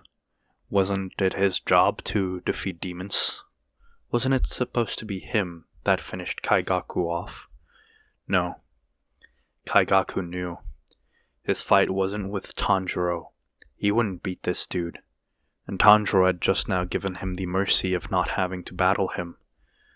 Maybe their fight could be postponed until later. Maybe he'd be able to get a bit stronger first by consuming some other demon slayers. It was a thought in his mind. However, Tanjiro spoke. "Your battle lies with Zenitsu." Kaigaku became angered at this statement. How could Tanjiro just say that to him? He had become a demon, and he far outclassed anybody weaker than him, Hashra or not. Even Tanjiro was only seen as the only hurdle for Kaigaku. After all, Kaigaku had immense respect for Tanjiro and knew just how powerful he was, even being able to take on Muzan and Kokoshibo head-on without much difficulty. He knew that he did not stand a chance. Yet the statement that Tanjiro had just made, the statement that Zenitsu would defeat him, or that his fight was with Zenitsu, it was maddening. It couldn't be real. It was stupid. Why? Why did Tanjiro have to say that? Kaigaku drew his sword and in an instant leapt forward at Tanjiro using the second move of thunder breathing. Yet Tanjiro simply drew one of his blades and did a vertical slash. In an instant, Kaigaku was slashed in two. His wounds burned. It hurt so bad. Tanjiro stood over him. It was now Kaigaku had genuine fear inside of his body. It was scary. The cells in his body as well, they were raging. The sight of an unfamiliar man standing over someone came into his mind. This was Master Muzan's memory. Why did it come to his mind? However, when he came to, Tanjiro was gone. When the flashback faded, Tanjiro had left. Was this grace? Was this mercy? Kaigaku couldn't take it. It drove him mad. However, he couldn't do anything about it. He was powerless before someone like Tanjiro, who stood atop of everyone before him. He moved on. Healed his lower body back up to his upper body and then proceeded to go hunt some demon slayers.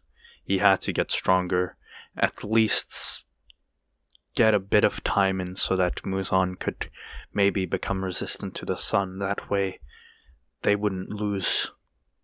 Yet time wasn't on their side. Muzan had been injected by 6 different medicine, and, well, they were all very effective. He was now trying to absorb Lady Tamayo, but she was putting in a valiant effort and fighting back, so he couldn't. Meanwhile, Tanjiro was running through the halls, killing demon after demon. There were some lower moons and even some upper moons that he recognized. He came face to face with one of such upper moons. It was a warrior from the United States of America who had come over to, fight the demons, but eventually got corrupted and became a demon himself. He spoke English. However, Tanjiro didn't quite understand. He didn't care either. He drew his sword and instantly the man from America had drawn his swords as well. The two came to a clash so powerful it sent most of the walls around them away. But yet, the American stood no chance against Tanjiro, who was just that much stronger. He used this 3-sword style, onigiri, and decapitated the demon. The demon disintegrated. It looked back, but it was already too late. Tanjiro had continued on his journey as he started running through the halls again. He did not shed tears. After all, a traitor was a traitor. Someone who couldn't stick to their convictions should not be mourned. That was some thought that Tanjiro had. He continued on his way. Meanwhile, the other Hashra came face to face with the ex-Hashra that they had trained, the Hashra from the other countries. There was a British girl who decided she would take revenge. She told the other Hashra to move on. She was quite excellent. Her sword fighting capabilities were second to none, and, well, she was quite proficient with this rapier-like weapon. Her speed and accuracy were equal to that of, well, Shinobu, and her attack power was almost like that of Gomei. That's just how good she was at using it. She was by far the best prodigy, second to Tanjiro, as she had climbed the ranks. She was as fast as Shinobu at least, and had the same strength as Gomei, yet she only ranked 3rd. That was because Gomei had excelled at using haki. It was something she hadn't been able to do yet, but she had grown to become the 3rd strongest Hashra. Now she stood before a Hashra turned demon. It was another man from France.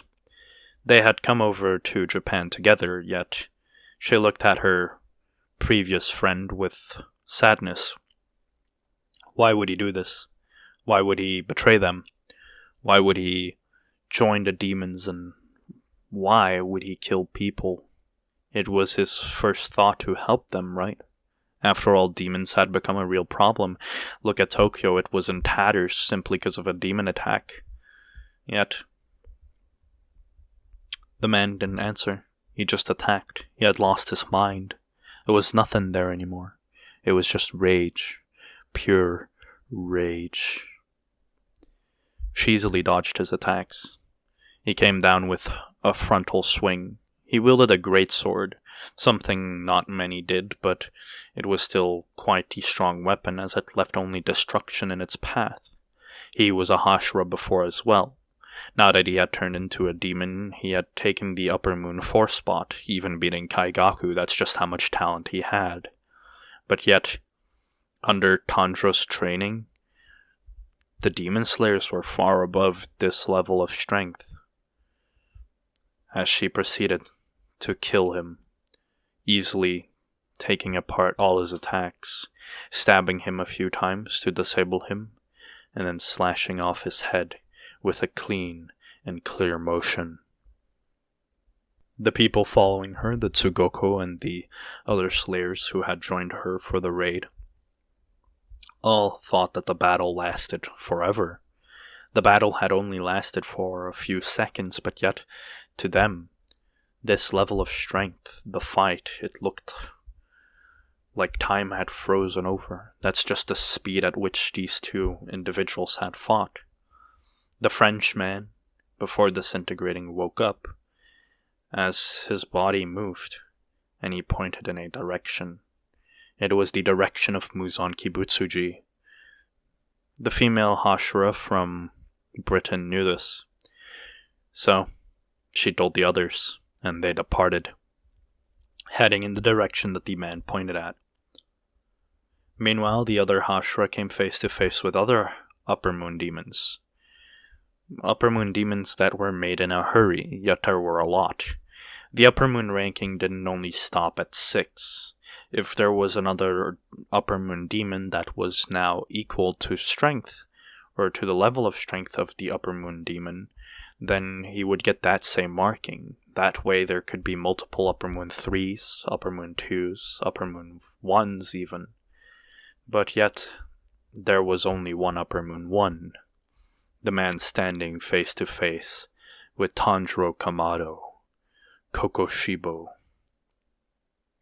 Kokoshibo started talking, because Tanjiro hadn't drawn his weapons yet, and he wanted to speak with the boy who had injured him so heavily last time. He had gotten a lot stronger, yet he still felt that if he fought Tanjiro now, he would still lose. Tanjiro had reached a realm higher than him. Kokoshibo spoke. "You remind me of him, my younger brother. It's been almost more than 400 years, yet he still haunts me to this day. He was a prodigy. He made breathing, yet now you stand before me. You look like him, although not completely. You resemble him in some aspects, like your mark. And you even use the same breathing style as him, although me and Muzan made sure that we had eradicated all of those breathing styles, or the breath of the sun users, in a sense you could say. Yet now you stand before me, and I'm powerless, because if you fight me for real, I know I'll lose." Kokoshibo gave off this air, like he was depressed in a sense, Tanjiro stood up to him and he said that Kokoshibo was quite the remarkable fighter. You have quite a lot of skill, although it's sad that you became a demon. I feel like if I had met you when you were a human, I feel like we could have shared a lot. Because you made me realize how I should become stronger, Tanjiro would say. Kokoshibo laughed. It was a soft laughter, but it was one that brought him peace for a second. He drew his sword as he said, I'll have an honorary battle with you as a samurai. Although that word made Tanjiro mad. A samurai, you say? I'm sorry, but you don't fit that description anymore. You're just a demon now. Also, the samurai that I knew were way more honorary than you. They'd give up their lives even fighting stronger people than themselves. People like Muzan. But even stronger than that. They would not stand down even when they knew they would get squashed. Because every waking second they wanted to free their country. Kokoshibo did not understand what Tanjiro was talking about. It was as if he was daydreaming. Free country? What was Tanjiro talking about? There was no way he had lived long enough for one to see a rebellion, and if there was a rebellion in any country, Kokoshibo would have heard of it. So what was Tanjiro talking about? It was simple. His past life. Tanjiro rushed at Kokoshibo, drawing one sword as to keep the fight fair. He had already seen Kokoshibo's other sword, using his actual blood demon art, but he didn't care. He would fight Kokoshibo fair, at least to honor his samurai spirit a bit, not to honor him at all. Kokoshibo fought back. He was angered, but he didn't know why. He wasn't particularly angry at Tanjiro, even if he resembled his younger brother who he had resented since birth. He wasn't particularly angry at anything around him, or even the people or Muzan. He was angry at himself. He didn't understand why. He started fighting back more ferociously, as he quickly turned his sword into that big monstrous sword that Tanjiro had seen before, the one that branched out like a tree. He did a slash, moon-breathing, disastrous calamitous moon-gazing. As many slashes formed like a sea of, slashes, and they arrived right before Tanjiro. Yet Tanjiro just grabbed his sword, slashed at them from the side, spun around. As he spoke, fourth form, Sanemi, sending all the slashes back at the same speed they came to Tanjiro. This form was a form showcasing the pain Sanemi had gone through, the scars on his body, seeing that he would always take an attack head on. He sent these slashes back as they hit Kokoshibo. Kokoshibo got hit by his own attack, though when they did hit him, they got nullified. After all, they were his own blood art.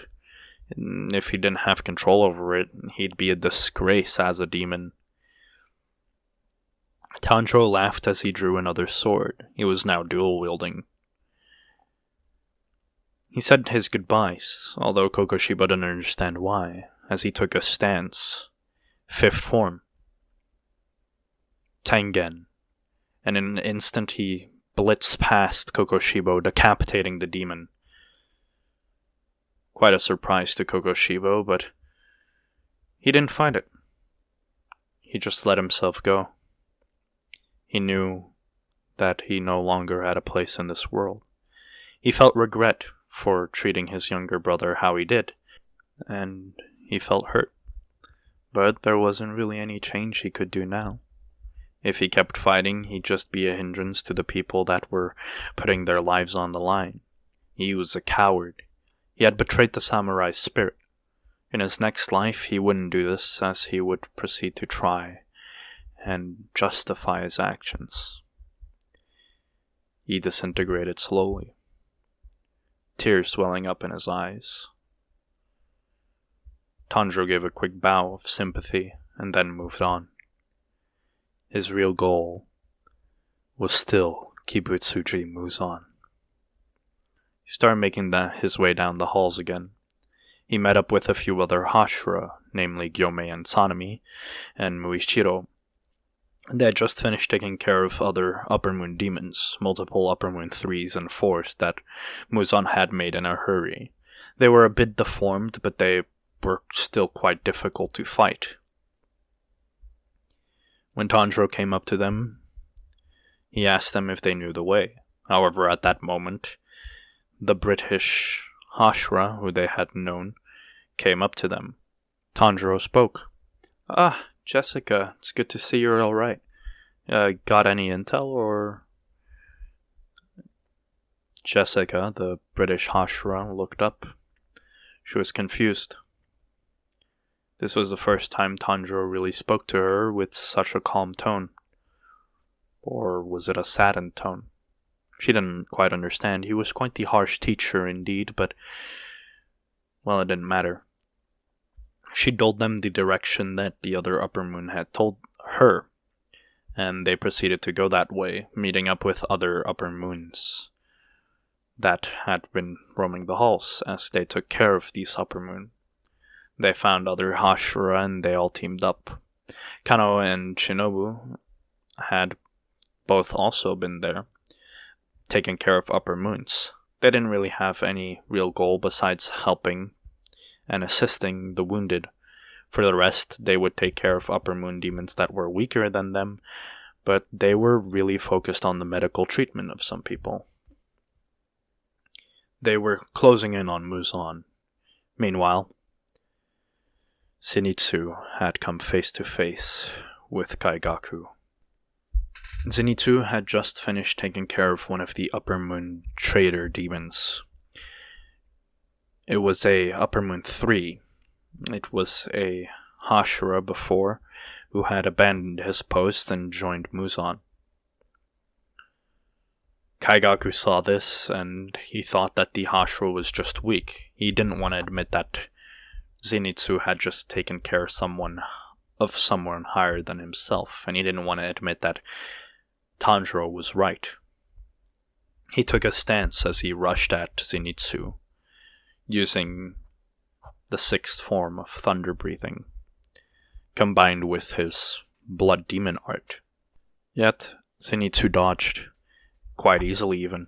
His speed far outmatched Kaigaku's. It was as if Kaigaku was dreaming.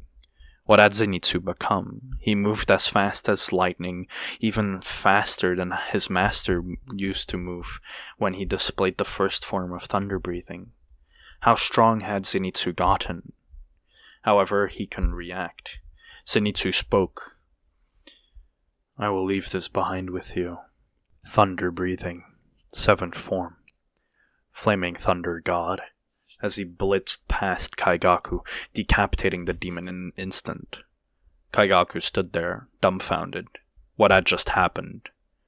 Did he just get decapitated? What? Before he could even question it, this unboiling anger took over him as he spoke out.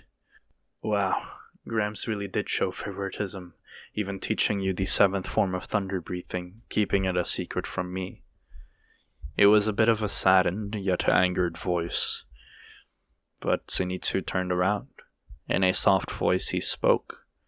"No, I created it myself." He proceeded to move on, as Kaigaku disintegrated. They all got to Muzan. Almost all the Hashra were there. Yet, Muzan was in this weird cocoon type thing. They didn't know what was going on. Of course, Gomei and Tanjiro had better intel, as they knew that Muzan was currently fighting Tamayo still.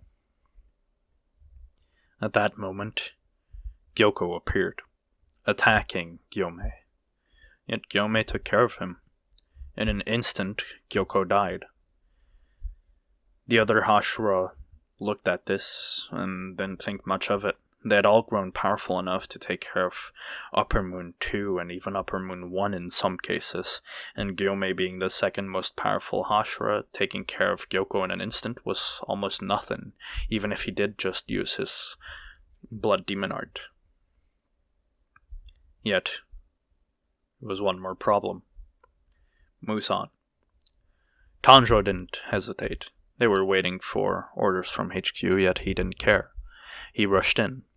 He sliced through the cocoon, grabbing Lady Tamayo and kicking Muzan with such force that the forced absorption he was trying to do failed. Lady Tamayo got out. She woke up pretty much instantly after that, asking what they were doing.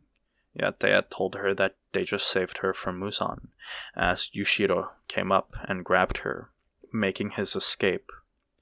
Muzan was angered. He just let go of his only way to figure out if how Lady Tamayo poisoned him. Now he didn't know what he was dealing with. In the next instance, most of the Hashra rushed at Muzan, kicking him continuously. Tanjiro finished it off using the second form of his new breathing techniques, Rengoku, sending Muzan through the roof of the Infinity Castle. There, Muzan fell onto the ground of the open air. The sun wasn't up, and it would take at least another 2 hours before the sun did come up, so the Hashra and Tanjiro and them started fighting Muzan. Their teamwork was especially special. The Tsugoko and others stood by. They would now focus on medical treatment. All the Hashra focused on fighting Muzan. They just had to make sure he was disabled enough to where the sun could come up and beat him. Tanjiro had already tested it. Using Haki to insert it would not stop a demon's regeneration. He tried, but it failed. So this was not a valid option to kill Muzan. They fought. Every time Muzan sent a slash attack, Tanjiro or another strong Hashra would parry it or even dismember that arm of Muzan's. Most of the fast Hashra, like Shinobu and Jessica, came in and just slashed at Muzan without any issue. Yet, what was surprising was Muichiro and Tengen. They both kept Muzan at bay the best. They used dirty underhanded tactics, especially Tengen, using his bombs to damage Muzan slowly. They were, after all, filled with a kind of paralyzing poison for demons. Meanwhile, Muichiro would keep Muzan distracted, using his high speed and weird misty movement. The destruction that happened was like none other. Muzan would attack recklessly. Buildings around them would be destroyed even if they parried the blow, and some Hashra got heavily injured. One such case of an injured Hashra was Mitsuri, who got pierced through the shoulder. Yet she was fine. Right there were, after all, a lot of medical staff, and her role in fighting Muzan got filled up by Tanjiro, who just had to try more and more. The Hashra had been training to fight day and night with Tanjiro and other people, yet Muzan just was this force, and they got exhausted quickly. Some of the Hashras passed out from pure exhaustion from fighting Muzan for over an hour. Some of the Hashra who were even stronger passed out after an hour and a half, though the Hashra who could rest for those 30 minutes joined back in.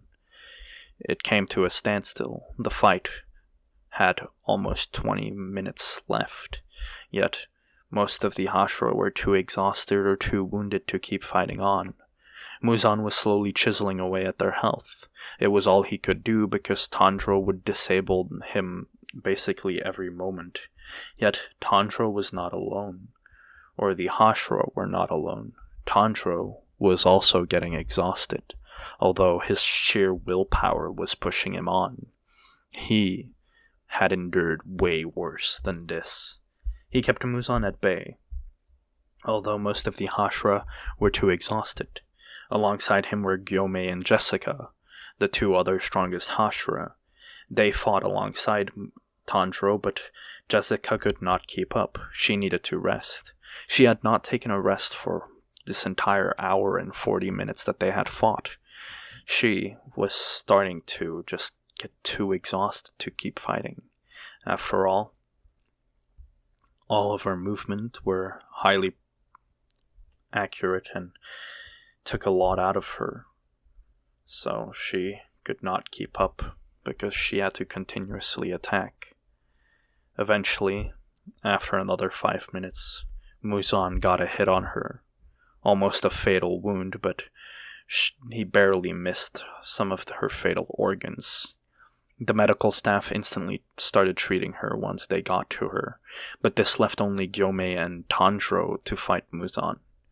Tanjiro knew that if he fought Muzan alone, the surrounding area would be destroyed, and nobody could really stand alongside him. Meanwhile, Gomei was still fine. He had tried to do as much minimal movement as he could, only trying to focus on large blows that would disable Muzan for a few seconds. But now he had to fill in for Jessica, so Gomei activated his mark. Although he was already over the age of 25, so that meant he would die after tonight. Tanjiro got agitated at this, saying that Gomei shouldn't have done that, saying that Gomei should have just kept it sealed, that they would have been able to keep Muzan, or to keep him alive, and that he would have fought Muzan and finished him off for him. Yet, Gomei said it was fine, and that it was an honor fighting alongside Tanjiro. The fight continued. Muzan got completely overpowered. The combined strength of Gomei with a mark and being able to use Haki and Tanjiro was just too much for him to bear. He started despairing as his attacks became more and more reckless. 7 minutes remained, and it was around this time that Gomei got hit fatally, right in the chest. Tanjiro yelled out, "Gomei!" but Gomei got sent flying. Some of the medical team, Lady Tamayo and Shinobu, started treating him right away, although the situation looked dire. It was now basically only Tanjiro fighting Muzan. Some of the other Hashra had waken up, but they were too wounded or too exhausted to move. Some of them couldn't move at all. Their legs just wouldn't allow it. It was like instinct was taking over, that if they interfered now, they would die. They wanted to fight against that instinct, yet Tanjiro told them it was fine. He would take care of this. He would finish Muzan. The Hashras believed in Tanjiro. They had to hold on. If Tanjiro fell, they could just fight again. They could summon that last bit of strength to keep Muzan here. After all, it was only 7 minutes. Muzan sent an all-out devastating attack towards Tanjiro, yet he countered it. He used the first form of his technique, Shinobu, hitting Muzan straight in the chest, dodging all of his attacks, even disabling some of them so that they wouldn't hit his fellow Hashra. He would continue with his second form of his technique, Rengoku, charging at Muzan with 2 swords at high speed, slashing him. This disabled Muzan for a second. He'd continue further with his third form, Giyu, slashing at Muzan with so much strength that it once again reminded him of that waterfall. He continued with his 5th form, Gomei, then his 6th form, Tengen, then his 7th form, Kanoi, his 8th form, Muichiro, his 9th form, Mitsuri, his 10th form, Obanai, his 11th form, Zenitsu, his 12th form, Inosuke, and his 13th form, Kamado. The hits were so strong that Muzan really didn't stand any chance. Proceeding onwards from the 5th form Tanjiro drew 3 swords, became a sort of tornado of swords. His 6th form made him hit so strongly that it made Muzan just question if he was really hit by a sword or not. His 7th form was breathtaking. It was so fast, yet so mysterious. His 8th form continued that trend. His 9th form was almost impossible to read. He couldn't see it. It was like the attack had never happened, but it did. His 10th form, it came straight forward. The attack was nothing like Obanai, yet that was a lie. Tanjiro had swung his sword, and Muzan tried to block it. The swing was an overhead swing, and Muzan tried to block that, yet he couldn't, because he got cut in his waist. It took the aspect of Obanai's fainting into account. The 11th form was so fast that Muzan couldn't even react to it. It embodied Zenitsu's speed. The 12th form took in a dual-wielding stance, slashing up Muzan into tiny bits. It took in Inosuke's recklessness and dual-wielding. And the 13th form, Kamado, took the will of his entire family that he had inherited and poured it down like a meteor falling on the earth as it disabled Muzan. 2 minutes remained. 2 minutes. Tanjiro was now fighting Muzan, although he was on his last breath. There wasn't much he couldn't do. Tanjiro felt like he could pass out at any moment, yet he was enduring. He couldn't use any breathing techniques or any form of anything like that. He just had to pure strength fight through, which he did. He took some heavy blows, but he didn't stop there. He fought Muzan like it was the only thing he was ever designed to do. The sun started coming up. Last 30 seconds remained. And it was at this moment that Tanjiro was about to pass out. The cries could be heard. The other Hashra were too far away to intercept Muzan if he tried to run away. His speed was just too fast for them to catch. Even Jessica could not stand up to it. Or at least she almost couldn't. But they all yelled. They yelled at Tanjiro. It woke him up as he used a 14th form, an improvised form that he had just now used. He called it Demon Slayer. As his body twisted up, using the form of Tatsumaki, but as well as the footwork of thunder breathing, but the sheer force of stone breathing. He used different techniques from each breathing style and embodied them in one technique, in one attack.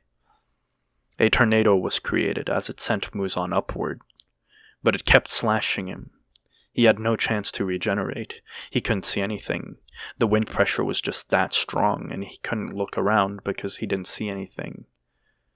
That moment when it subsided, the sunlight hit him straight in his face as he started disintegrating.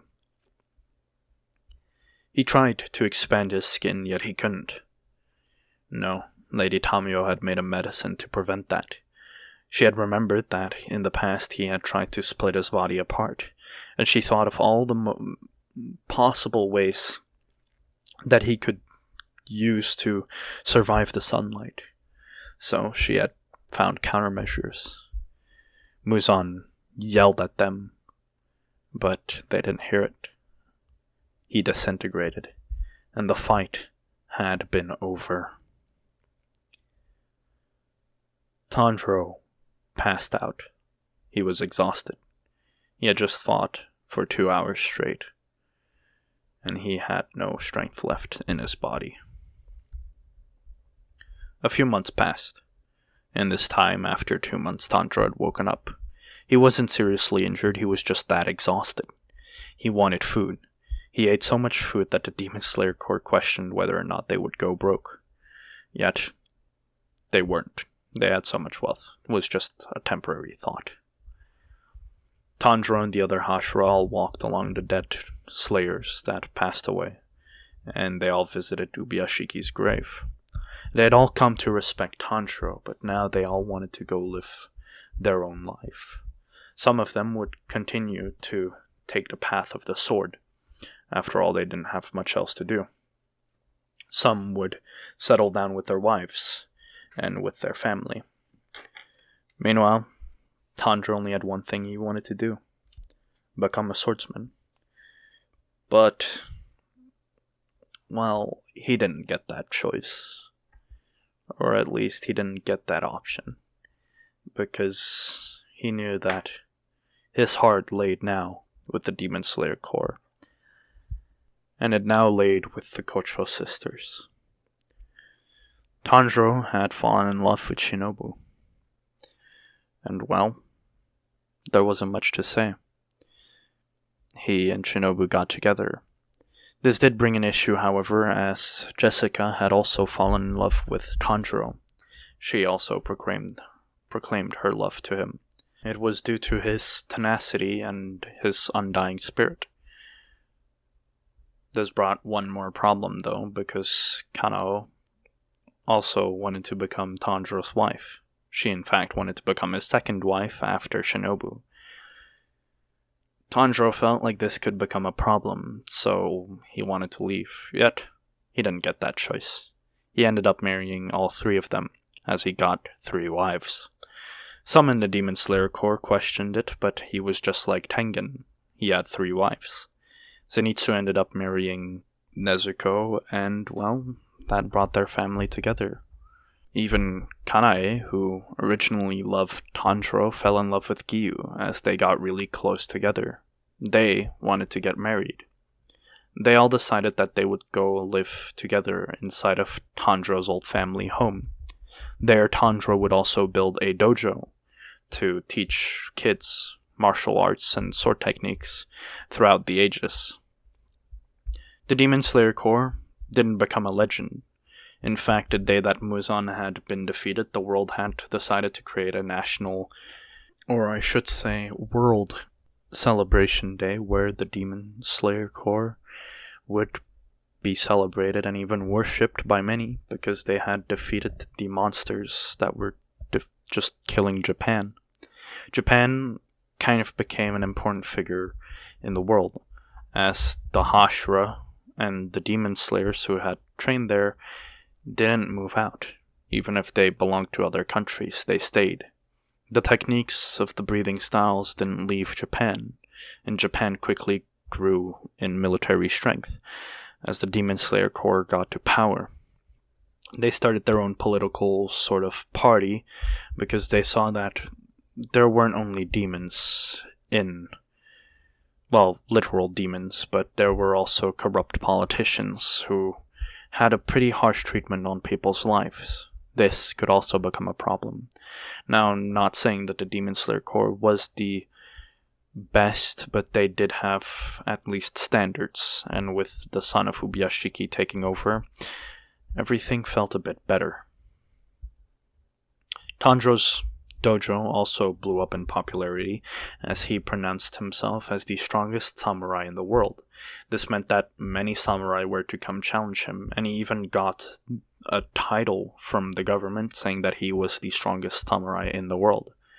So in the end, his dream of becoming the strongest was completed, and he could now live happily with his family and his 3 wives.